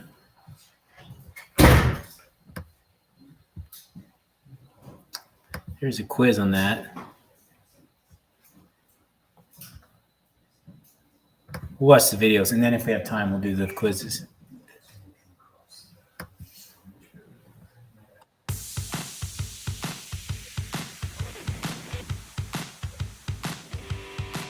NFL flag is a fun, fast-paced game with a running clock. It's your job to maintain a tempo that matches the coaches and players' style of play, even though that can be more challenging than you think. This section breaks down the important aspects of pace of play so all your games run smoothly. NFL flag is such a fast-paced game that it's easy to fall into a race mentality. It's important that officials ensure a tempo that doesn't put the offense or defense at a disadvantage outside of the normal breaks in the game. When you discuss the pace of play with the other officials during your pregame meeting, the tempo you and your crew agree upon will affect the number of plays that are run from scrimmage, which should be the same for every play during that game. Also, the game clock and the ball's placement shouldn't affect how fast you move up and down the field, or how quickly you mark the ball ready for play. If you accelerate towards the end of the half or game, it may seem like you're favoring one team over another. After all, fairness is a top priority for coaches and players. Your pace of play plan starts with pregame instructions. Ask both teams for help retrieving and returning the ball after plays. The next play can't begin until the ball is in the hands of the head referee. This sounds simple in theory, but it can get complicated, especially after a long pass 20 yards downfield with the ball bouncing out of play. Plus, enlisting each team's help works towards the coach's goal of maximizing the number of plays from scrimmage. Additionally, you want to minimize the time it takes to spot the ball after each play by closing the distance between you and the other officials on the field. That way, you can quickly get the ball back to the head referee so he or she can set the line of scrimmage and signal the ready for play. To signal the ready for play and move the game forward, the 7-yard rush line must be set. Encourage the rush judge to mark the spot with a beanbag or marker after walking the necessary 7 yards. This allows him or her to reset without needing to walk the 7 yards every play. However, you shouldn't retrieve this marker for long plays completed downfield. Use your judgment to decide the best approach for each play. In NFL flag, most possession changes start on the 5-yard line, but there will be times when the ball moves 30 or 40 yards downfield after a declared punt on 4th down. To keep things running seamlessly, we recommend a quick jog.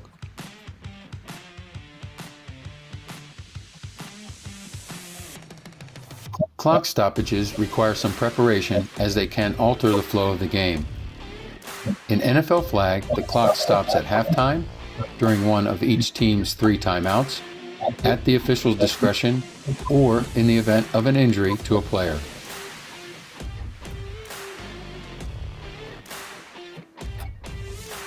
Player health and safety takes precedence above all else.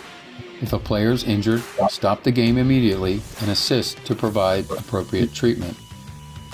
The game clock can't start until the injured player is safely removed from the field, all officials are in position, and both teams are lined up and ready to start.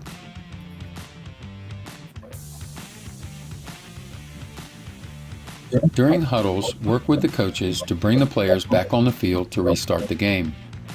For timeouts and halftime, monitor the clock closely and notify coaches when 10 seconds are remaining before players should be on the field and in position. If coaches delay unnecessarily, you have the discretion to start the 25-second play clock once your crew is in place. The only other time play is interrupted and the clock stops is when an official's discretionary timeout is called. An example of this is when a coach challenges a ruling made on the field. First, ask the coaches and players to return to their respective sidelines. Then, huddle as a crew in the center of the field. Each official should be direct and deliberate in their conversation concerning the call. Once a decision is made and announced by the head referee, bring the teams back onto the field to start the next play. Should overtime be needed to decide the outcome of the game, review the rules with each team's captain and head coach, flip the coin, and go to work. Managing the game at a good pace helps maintain your focus and adds consistency and rhythm within your crew. These are valuable traits coaches look for and appreciate in an NFL flag official.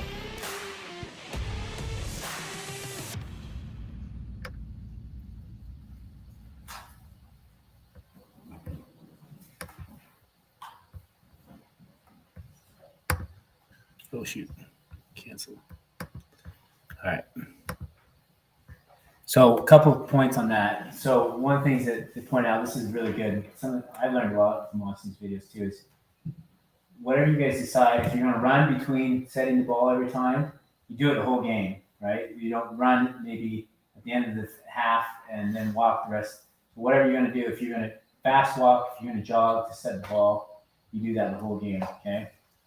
Any other thoughts or questions on this? Just be quick.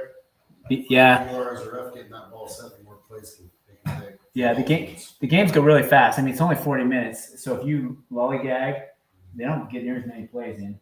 If the ball's like way outfield and there's a ref near where the line is, just keep throwing the ball. Yeah. In fact, that's ideal if one will stay back at the line of scrimmage and have the players and the other ref get you the ball while you stand at the line of scrimmage. So, they mentioned the rush markers. Most refs will take 2 to 3 per ref, so that if there's a long play downfield, you don't have to pick up your marker. You just go down and have another one in your pocket. Okay. All right, let's see. We'll skip the quizzes for now. Okay, the next one is on field mechanics. This one's huge. This is actually the first time we've ever trained on this. So we'll see hopefully it'll help you guys a lot with the field mechanics.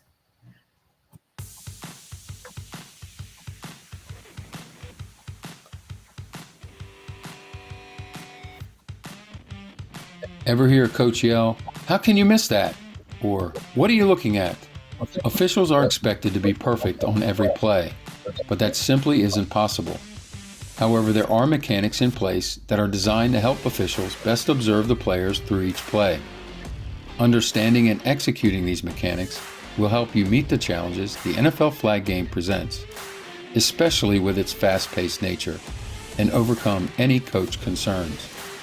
So let's cover the key fundamentals. Mechanics are both positional and situational. Where you are on the field, the game situation, and the size of your crew all play a part in your approach to every snap. Crews of 2 and 3 are used to officiate NFL flag games at the local, regional, and national levels. We're going to examine the mechanics for both scenarios while in the red zone or elsewhere on the field of play. Let's first take a look at how a 3-person crew operates outside the red zone on an NFL flag field. 3-person crews are used at regional and national tournaments for NFL flag to provide maximum field coverage. If you're assigned to a 3-person crew, you need to learn each position and memorize their responsibilities to best execute them. The head referee is the leader on the field. He or she controls the game, is the lead communicator, and the final authority on all disputes. The head referee's pre-snap position should be off to the side and a comfortable distance behind the quarterback setting up to take the snap from center. If you're a head referee, your responsibilities are being in charge of pre-game checks for proper equipment, handling the pre-game instructions and coin flip, being the lead communicator on the field, keeping the official game clock, 7-second verbal passing clock, and optional play clock, keeping the official score and verifying the final score, spotting the ball and signaling the ready for play, monitoring the quarterback through the release, monitoring illegal forward pass infractions and penalties in the backfield, announcing and signaling all penalties, being the final voice on disputes. After the head referee is in position, they should follow a mental checklist as the play develops. Here's a progression of what you should look for. Observe the players as they take their position for any obstruction issues prior to the snap, like missing flags or untucked jerseys. Locate defenders eligible to rush at the snap. Scan the backfield for proper shifts of formations and motion. Analyze who takes the snap from center and if there is a legal handoff. Pick up the rusher looking for a possible impeding call. Follow the quarterback and the ball downfield through the play's end.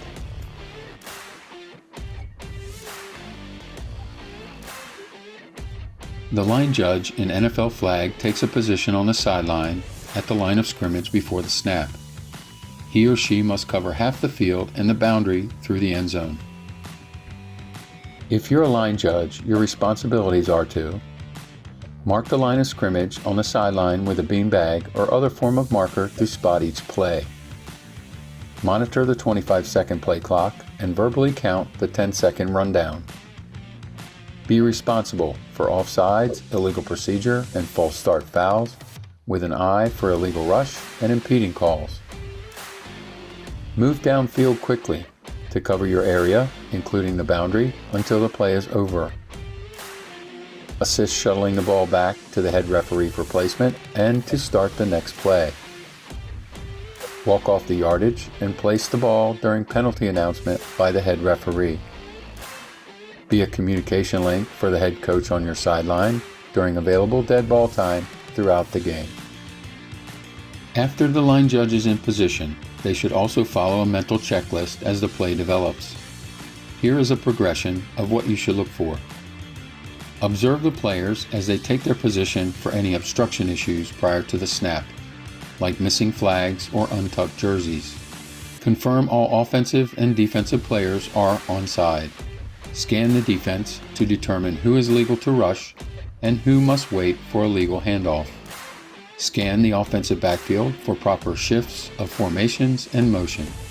See if a legal handoff is executed after the snap and then check the rusher for possible illegal rush or impeding. Move downfield, focusing on the ball and your area of responsibility until the play ends. Rush judges, sometimes known as back judges, are unique to NFL flag. If you're assigned to this position, you're responsible for plays along your sideline as well as all downfield plays, since you're the deepest NFL flag official on the field.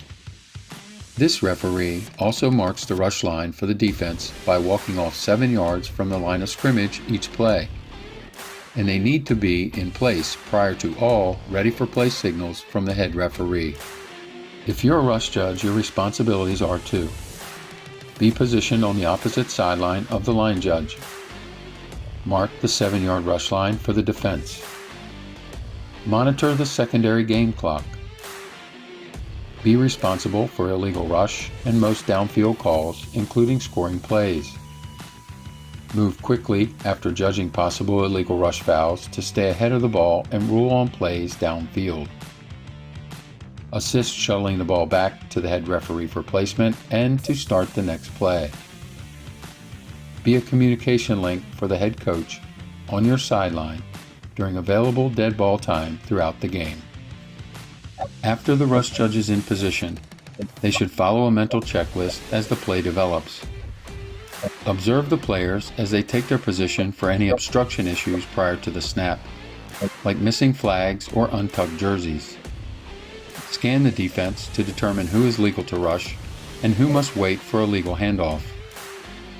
Focus on the players behind the 7-yard rush line to determine if anyone jumps the snap or remains legal to rush the quarterback at the snap. See if a legal handoff is executed after the snap and then check the rusher for possible illegal rush or impeding. Move downfield, focusing on the ball and your area of responsibility until the play ends. While 3 officials on the field creates full coverage, officials are constantly required to execute their responsibilities, adjust as the game develops, and communicate with each other to achieve the best field coverage.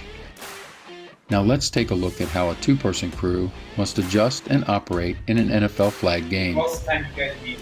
Many NFL flag leagues commonly use a 2-person crew to officiate their games. One is a referee and the other is a rush judge. But with limited field coverage, adjustments are made to each position. The head referee and rush judge maintain the same responsibilities and mental progression as a 3-person crew, but now they both incorporate the duties assigned to the line judge. Positioning is key for the head referee.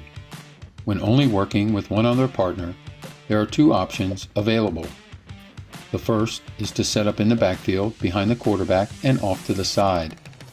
Or they can take a position on the sideline opposite the rush judge at the line of scrimmage. It's really up to you to decide where you'll be most effective. The sideline position affords the best possible field coverage with open sight lines across the field and down the boundary. so we typically recommend this position pre-snap. As a head referee, you maintain the same responsibilities as when you're working in a 3-person crew, but with a few additional line judge responsibilities. Mark the line of scrimmage on the sideline with a beanbag or other form of markers to spot each play. Assign the 25-second play clock and verbal 10-second countdown to the rush judge. Call fouls for both the offense and defense along the line of scrimmage. Walk off the yardage and place the ball during penalty announcement. Monitor plays from the boundary through the end zone on your side of the field. Hold your position with focus primarily in the backfield until the ball crosses the line of scrimmage. Move quickly downfield once the ball crosses the line of scrimmage to rule on the play until it's complete. Here's a progression of what you should look for with your new responsibilities in a 2-person crew. Observe the players as they take their position for any obstruction issues prior to the snap, like missing flags or untucked jerseys. Confirm all defensive and offensive players are onside. Scan for defenders who are eligible to rush at the snap and those who must wait for a legal handoff. Scan the backfield for proper shifts of formations and motion. Watch who takes the snap from center to monitor if there's a legal handoff stopping the 7-second pass clock. Watch the rusher and look for a possible impeding call. Follow the quarterback and the ball as it moves downfield, focusing on your areas of responsibility until the play ends.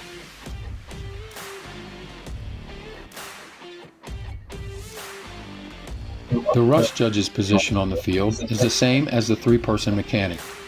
He or she sets up on the opposite sideline, 7 yards downfield from the line of scrimmage. The rush judge must walk off this distance before each play.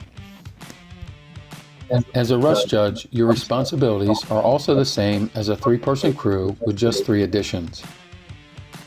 Monitor the 25-second play clock, including the 10-second verbal countdown.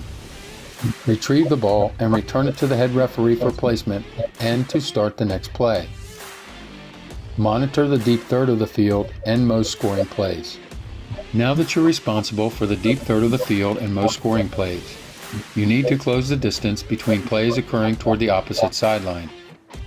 Here's a progression of what you should look for with your new responsibilities in a 2-person crew. Observe the players as they take their position for any obstruction issues prior to the snap, like missing flags or untucked jerseys. Scan the defense to determine who is legal to rush and who must wait for a legal handoff. Focus on all players behind the 7-yard rush line to determine if anyone jumps the snap or remains legal to rush the quarterback. Watch the backfield to see if a legal handoff has been executed, and then look to the rusher for a possible impeding call. Move quickly downfield, along the sideline, following the ball to rule on plays until they're complete. Close the distance between you and plays occurring toward the opposite sideline to be in the best possible position to make those calls. Whether you're working in a 3 or 2-person crew, following these mechanical guidelines and using proper communication will create consistent and fair games for everyone.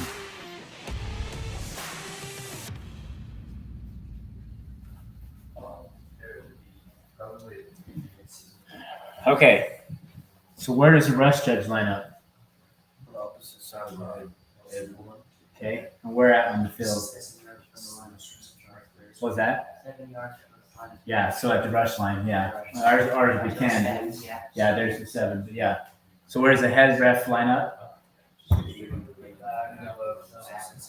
Either backfield or the opposite side. And what they recommend? Opposite side, yeah. Yeah, that's great. Good job, you guys. Okay. Backfield's good though, because the quarterback can count down the 7 seconds. Interesting though, yeah, that is true. Yeah, it's up to Yeah, that's what I true. found when I went to the other side, the quarterback can't hear me. There's pros and cons, right? Because on the far side, you can see the offside's a lot easier, and you can communicate with the head coaches easier. But yeah, they can't 7 seconds, and you're on the sideline. If there's a play to that side, you don't have to run as far. But you're right. There's advantages to each. So, okay. couple more. Penalty enforcement.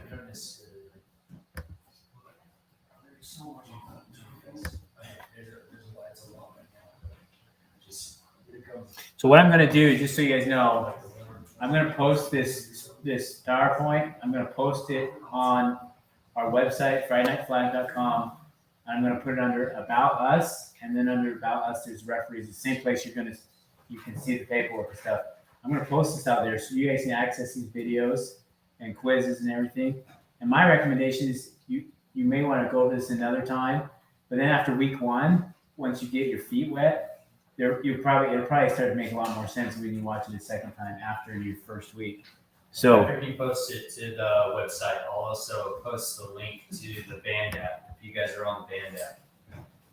Is there anyone here not on the band app? That's great. Okay, that's good. That's nice. what did I do? Okay. All right. For some reason, the NFL flag changes format from YouTube to Vimeo.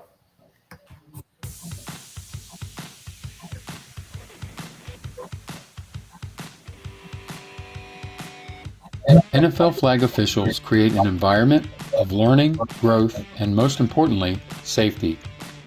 That means consistently enforcing the rules to create a fair game. Think about it this way. Flag football is about advancing the ball legally within the rules. If an illegal act occurs, your job is to judge that foul, its effect on the play, and whether there was an advantage gained. You also decide which fouls to call and which fouls to let go, which ultimately affects the game. So coaches and players depend on you for consistently called games that create some form of predictability. The bottom line is that they expect it, so you must provide it. This section takes a close look at the rulebook and penalties, so you can call your games with confidence.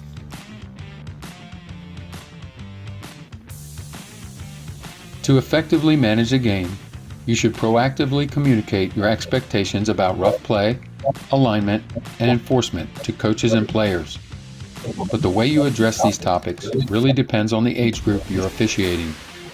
NFL Flag provides leagues for kids ages 5 through 14, so you should keep in mind that younger age groups are still learning the game as they grow and develop athletically. With penalty enforcement, you should act as a facilitator to help them learn the game. Be generous with warnings between plays on alignment and teach the players what may be called a penalty so they can correct it. Older groups, on the other hand, have improved their skills and knowledge of the game, so you can take a standard approach when enforcing the rules. While you should still communicate between plays to avoid unnecessary penalties and game interruption, it's best to let the outcome of each play to be decided after the snap when possible. Let's take a look at blocking and screening from the NFL Flag rulebook. Here's a wide receiver running upfield, ahead and away from the ball carrier who is clearly past the line of scrimmage. While there's technically a foul for the player not being stationary, there's no clear advantage gained. In this instance, by the book isn't the best choice, and the official shouldn't throw a flag.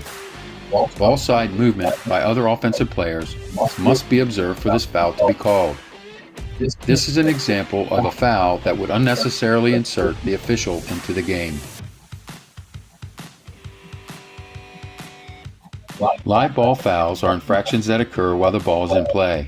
Officials must throw their flag for these fouls, but allow the play to continue to a dead ball situation. Dead balls happen when the ball carrier's flag is pulled, the ball carrier steps out of bounds, it's an incomplete pass, the ball hits the ground, a touchdown, PAT, or safety is scored, the ball carrier's knee or arm touches the ground, the ball carrier's flag falls out, when a player has one or no flags when receiving the ball, the ball carrier leaves the ground other than to spin, jump cut, or to avoid a down player on the field of play. The offended team has the option to accept or decline the penalty, and all live ball penalties are assessed before the down and distance are determined. Here's an example of flag guarding and its penalty and enforcement. Team A has the ball on the 23-yard line, in the no-run zone, with 2 yards to go for the first down at the 25-yard line. It's second down. Team A completes a legal forward pass, but the ball carrier commits a flag guarding foul on the 22 of the opposing team's side of the field. The official allows the play to continue to a dead ball situation. Team B accepts the penalty. The official assesses the penalty, which is 10 yards from the spot of the foul with loss of down. It is now third down from Team A's 18. Team A is not awarded a first down for crossing the first down marker while the play was active. Simply put, you must assess all accepted live ball penalties first to determine down and distance for the next play. Lastly, keep in mind that these rules, and the interpretations that go along with them, may be different than other forms of flag or tackle football you might officiate. Knowing the rules and how they are applied to the NFL flag game is a key component for you as an NFL flag official.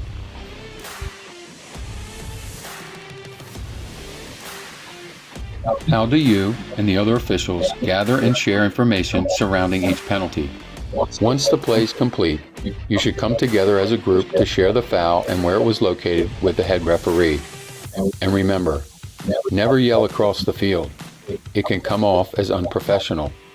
Then, the head referee should approach the offended team's head coach to see if they want to accept or decline the penalty. All fouls should be announced clearly and loud enough to be heard without blatantly yelling. Here's a simple progression you can follow when announcing the foul. What is the infraction? Say it verbally and by signal. Who committed the infraction?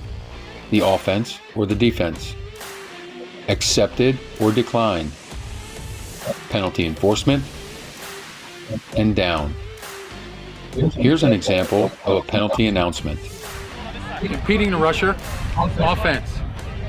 5 yards from the line of scrimmage, loss of down, it's second down. Here are other key factors to consider when developing your game plan for penalty enforcement. Be professional and courteous at all times to players and coaches. Proactively communicate with coaches and players. Know the rules and penalty enforcement. If a foul occurs, ask yourself if there's an advantage gained. Enforce the rules with a focus on player safety. Make the call if it involves player health and safety. Take into account the age and skill level when warnings are involved. Avoid by-the-book or game interrupter calls. Have a defined penalty announcement progression in place.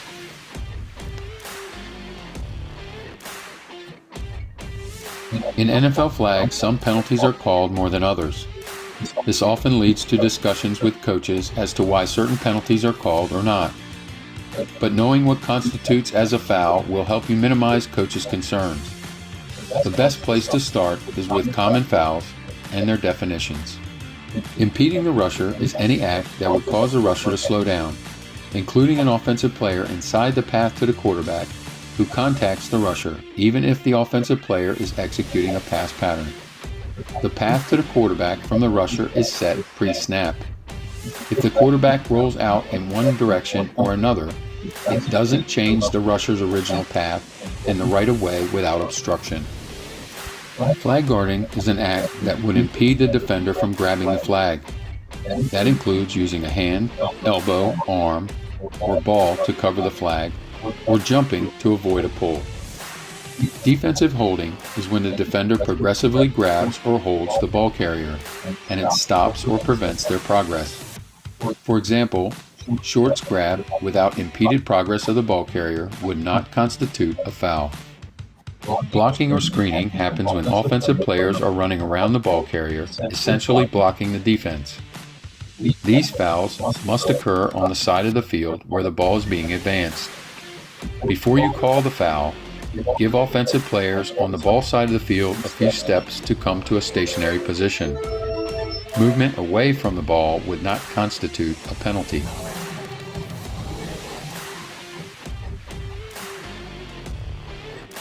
NFL flag officials need to know every offensive and defensive penalty to fairly call a game. Here's the list of offensive penalties. Offsides. If any part of the player's body is beyond the line of scrimmage when the ball is snapped. Delay of game. The offense didn't snap the ball within 25 seconds. Illegal procedure or false start. A player moves in a way that indicates the start of the play before the ball is snapped. Illegal motion or procedure. Players shifting and not coming to a complete stop before the ball is snapped. Or when an offensive team executes a run play in a no-run zone. Impeding the rusher. Any act by an offensive player to impede the progress of the rusher while they are in the path. The path is set pre-snap. Flag guarding. The ball carrier intentionally obstructs the defender's access to their flag. Screening or blocking. Offensive players running with or around the ball carrier. Charging. Ball carrier charges into a defender who has an established position on the field. Unnecessary roughness. Includes any conduct or safety-related infractions and can lead to ejection. Unsportsmanlike conduct. When coaches or players act in an unsportsmanlike manner, such as excessive celebration, using abusive language, punching or kicking an opponent. Taunting. Unsportsmanlike actions displayed at a defensive player. Illegal forward pass. If any part of a player's body breaches the line of scrimmage before the ball is out of hand. Or any pass, complete or incomplete, without touching a defender behind the line of scrimmage. Offensive pass interference. An offensive player interfering with a defensive player's opportunity to cover, move toward, or catch a legal forward pass beyond the line of scrimmage. Here's a list of defensive penalties. Offsides. If any part of the player's body is beyond the line of scrimmage when the ball is snapped. Roughing the passer. A player makes contact with the passer's throwing arm or makes contact which would be deemed excessive. Illegal rush. A defensive player who rushes inside the 7-yard marker before a legal handoff. Illegal flag pulling. When a ball carrier's flag is pulled by a defensive player before he or she has possession of the ball. Holding. Any act by the defense to hold, grab, or pull which impedes the ball carrier's progress. Taunting. Unsportsmanlike actions displayed at an offensive player. Unnecessary roughness. Includes any conduct or safety-related infractions and can lead to ejection. Unsportsmanlike conduct. When coaches or players act in an unsportsmanlike manner, such as excessive celebration, using abusive language, punching or kicking an opponent. Stripping. Pulling the ball away from the offensive player when they've already established possession. Okay, fire hose, huh? There's lots to learn here.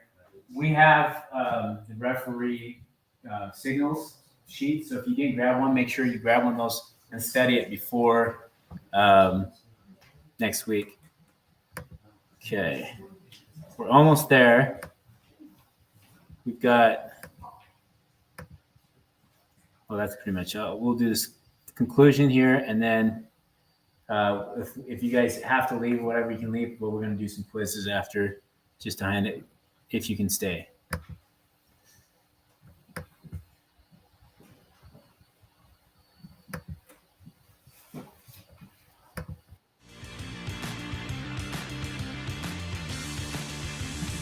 I want to thank you for taking the time to complete this course while achieving your certification as an NFL flag official. Being certified will afford you additional opportunities to work league games, NFL flag regional tournaments, events, and perhaps the national championship. I want to thank you for your devotion to your community and dedication to our craft. Congratulations on becoming a certified NFL flag game official. So on that, if you guys, I don't know what kind of goals you guys have, or if you end up loving, if you have goals of like going to the next level with refereeing, they do have NFL flag is nationwide, and I don't know if you guys watched the Super Bowl. They have like a flag football league before the Super Bowl. That could be you. If that's one of your desires. This training is basically the same training they're giving, and you can get on the national circuit. But for now, we'll start with Friday Night Flag and learn what you can learn. And it's my recommendation to you guys, because I've watched these several times, and I've read the Blue Book, I don't even know how many dozens of times, and I'm still discovering stuff. You can never read it too much. Study it like it's a test on a quiz, and you'll feel way more confident next week and the weeks subsequent if you know the rules, okay? Because you're going to have coaches challenge you, and if you're not sure, you'll be like, So study the rules as much as possible. Rely on me and Morgan and Mike. Hoagland's ref before, and we'll have Madsen left. He's ref before, and John Felshaw is supposed to be back. So we'll have several returning refs. If we have enough, we're going to try and put an experienced guy with a guy that hasn't. But I already know that we don't have 8 experienced guys that we're going to need. So one of you guys is going to have to step up and be ready for next week to be the head ref, okay? So whoever that is, we do try and we'll pay head refs more because they're doing a bigger job, okay? So just so you guys know, this is paid. So this training is paid if you show up to the first game. If you don't show up to the first game, you won't be paid. But come, make sure you, if I didn't record that you were here though, talk to me, especially if you came late. I probably didn't record you. And I won't know to pay you because I don't know. What was that? I know you. I know you're here. For those of you guys that don't know, I won't know that you're here. Okay. So I need to make sure that I've got you marked so I can. All right, so we got Sheldon, Copeland, Devin, CL, Corbin, Kaz, Kieran, Riker.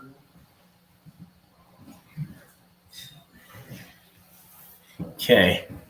While he's doing that, I'm going to pull up a quick quiz. Do you want to do your Kahoot? Do any of you guys have Kahoot on your phones? Pull up Kahoot really quick, and Morgan has a quick Kahoot quiz. Oh, no, I didn't. Oh, never mind. He doesn't have one. We're doing this quiz. We'll do this quiz really quick. I want to do, I may not do all of them. I'm just going to do. Mike, good to go now, Reese? Yes. I got wrestlers to weigh in. Yep. If you want to grab a cookie on your way out. I don't have to weigh, so. You don't have to like. I don't have to weigh in. Eat in front of the rest of the thing. Oh, this cookie's so good. Oh, you have weigh in. 9 girls and 15 boys tomorrow, so we're good. Hey, thank you guys. I'll see you guys. Thanks, Mike. See you next Friday. Me and most of the time will be in the first week. Okay. So you bring up a good point. So I need, if there's any Friday that you cannot make, we want to know it now. So on the band app, text Morgan and say, like these guys, they can't be the first game.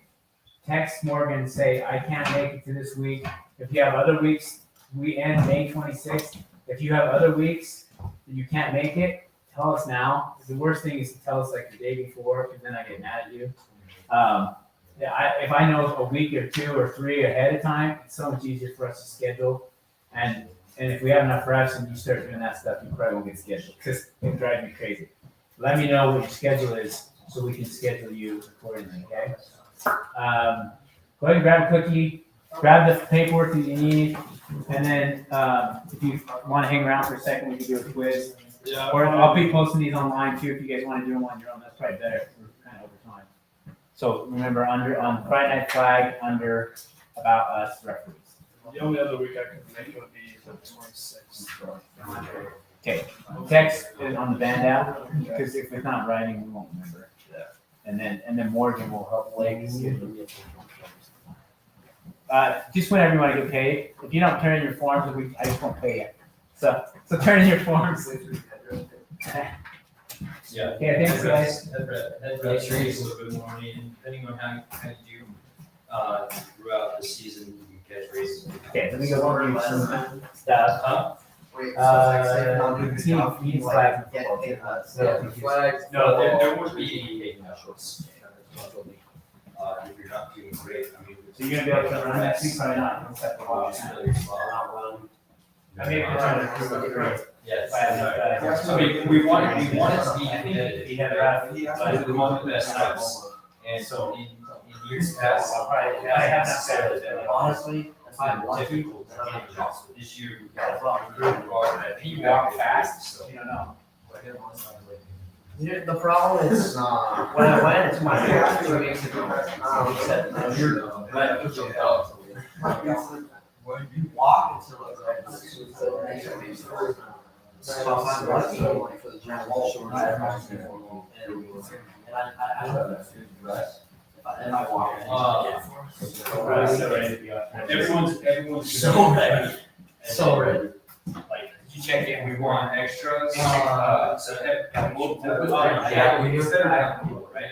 So we'll put 3 on the field, but you know, there's like our shoot every night. Yeah. I can't come to it. So, yeah, we just wanted to cover those.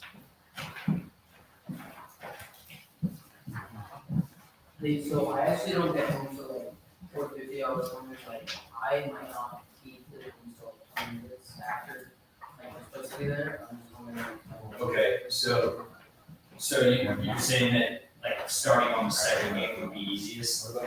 Because the first game starts at 5:15. Because like every single school like, I don't get home until about 5. Until, okay, so the second game would be this week, the start. Yeah, The second game starts at 6:15, yeah.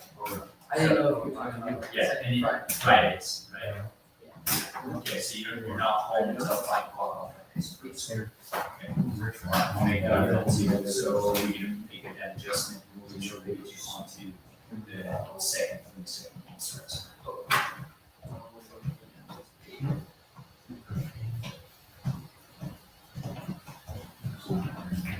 You played before, huh? Yeah. Where are you now? Nice. And where do you go to school? So you know, Kyle? Fantastic. Oh. Now, get along with everything.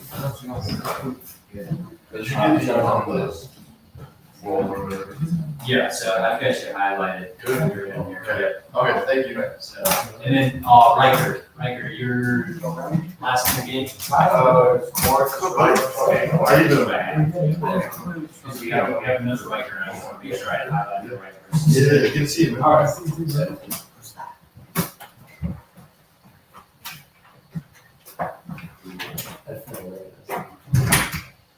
Are you gonna be, Oh, no, I'm just picking it up. are you just picking them? Yeah. Alright. And are you? Okay, so you're not prepping at all? This morning, You know what? probably this morning when I was school. Can I wear a black and white hat? Yeah. Absolutely. I recommend that. Especially if you feel that mop on your head. Yeah. Don't want it to intrude. Oh, yeah, for sure. If one of the kids like gets a fast break, right? Fast break. We're not in basketball a lot. So he's like sprinting on the field. Can I like sprint past him and be like, you're too slow? You gotta. No, I can't show it. It's really nice. You can tell you that. So it's tough. Mouth guard, some people inside. Some people are out. How many reps? Oh, shorts in the back, 20. We had a couple that signed like You did 8 bills, so like you divide it up, like if they don't score, sure, 28 divided by, okay, that would be 8. Okay, 28 divided by 3, that one too. Yeah, I did. So we had it over 9, so he's going to get 8 bills. And so even if let's say if you have an old meeting, show up for the first game, we're gonna make it. Okay, let's do. So that we're- We have the communications quiz. We have the rules quiz. Yeah, I guess it's- Pace of play quiz. Let's do. Let's do this one.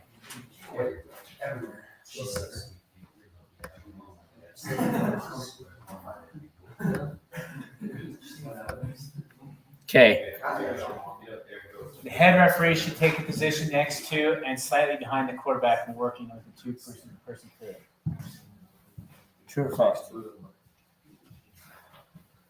Probably. Shouldn't he line up on the Referee sideline? should- Yeah. Wait, no. Yes. Yes. So true? Yes. Okay. True. Okay. The ready for play signal can be given. What's the ready for play signal? You guys know? Good. Okay. Ready for play signal can be given once the previous play has been completed, once the ball is in the hands of the head referee and been spotted on the field, once the rush judge is in place and the head referee spots the ball, once both teams are set and ready for the next play.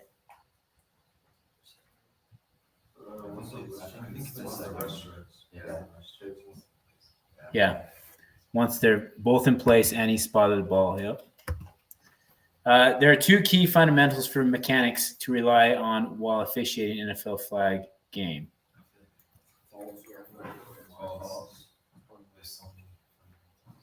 Key fundamentals.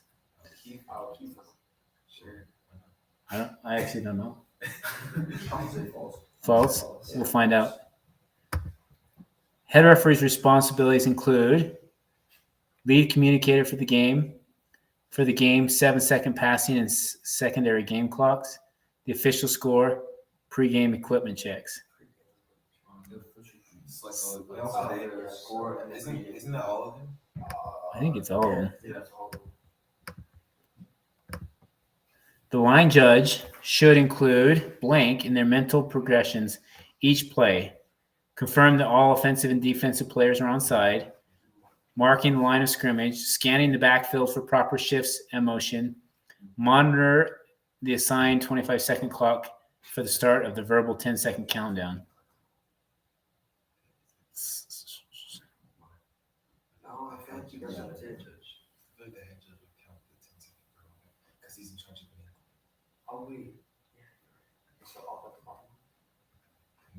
When the head judge put the ball down, sees the ball, so that's the line of scrimmage. So to confirm. What do you think? A and C. A and C? Yeah. I think it's going to be A because I think if you're in line judge, that means you're in a three-person crew, Yeah. and so the head ref will be monitoring the backfield. The rush judge should focus on the entire defense at the snap for any illegal rush calls.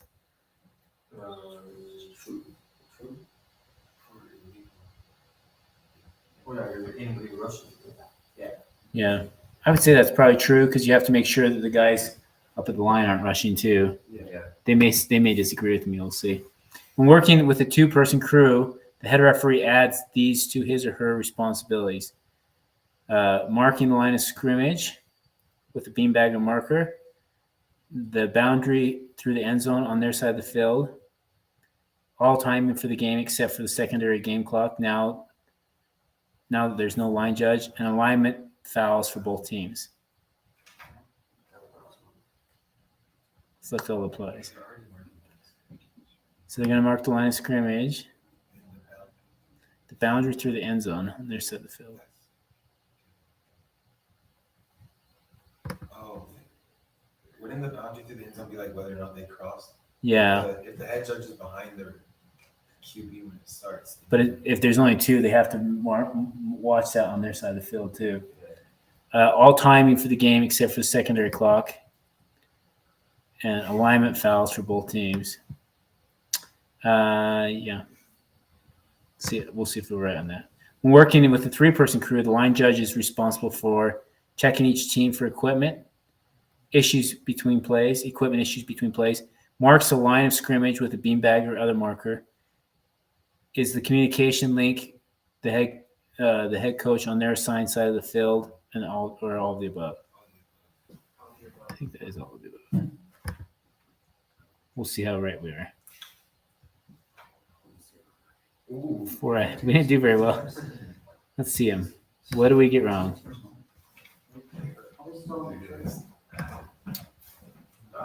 So I'm guessing the thing we must have been wrong on that is next to, because they really weren't next to.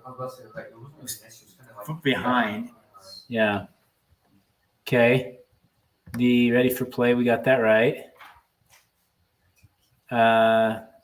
Mechanics, there aren't 2 key fundamental mechanics. There's more. There are 3, actually. Where to be on the field, what to be looking for on the field, and when to be looking for on the field. Okay. Head referee's responsibility includes all that apply, so they don't do the 7-second. They do the 7-second, but they don't do the second. They don't do the secondary game clock. They do the primary. They do the primary game clock. That's it. Yeah, but not the secondary. The primary. That was okay. The line judge should include their mental progression. That confirm that all of them are on side. So the line judge basically just looks at the how they line up and make sure they're not off sides, and scanning the backfield for proper motion shifts. Okay. The rush judge should focus on the entire defense for the snap of the legal rush. So apparently they just want you to look at the people behind the rush line, I guess. So that one's correct. They do everything. The head referee adds everything to all of those to his list. All of the above, we got that one right. So pretty good.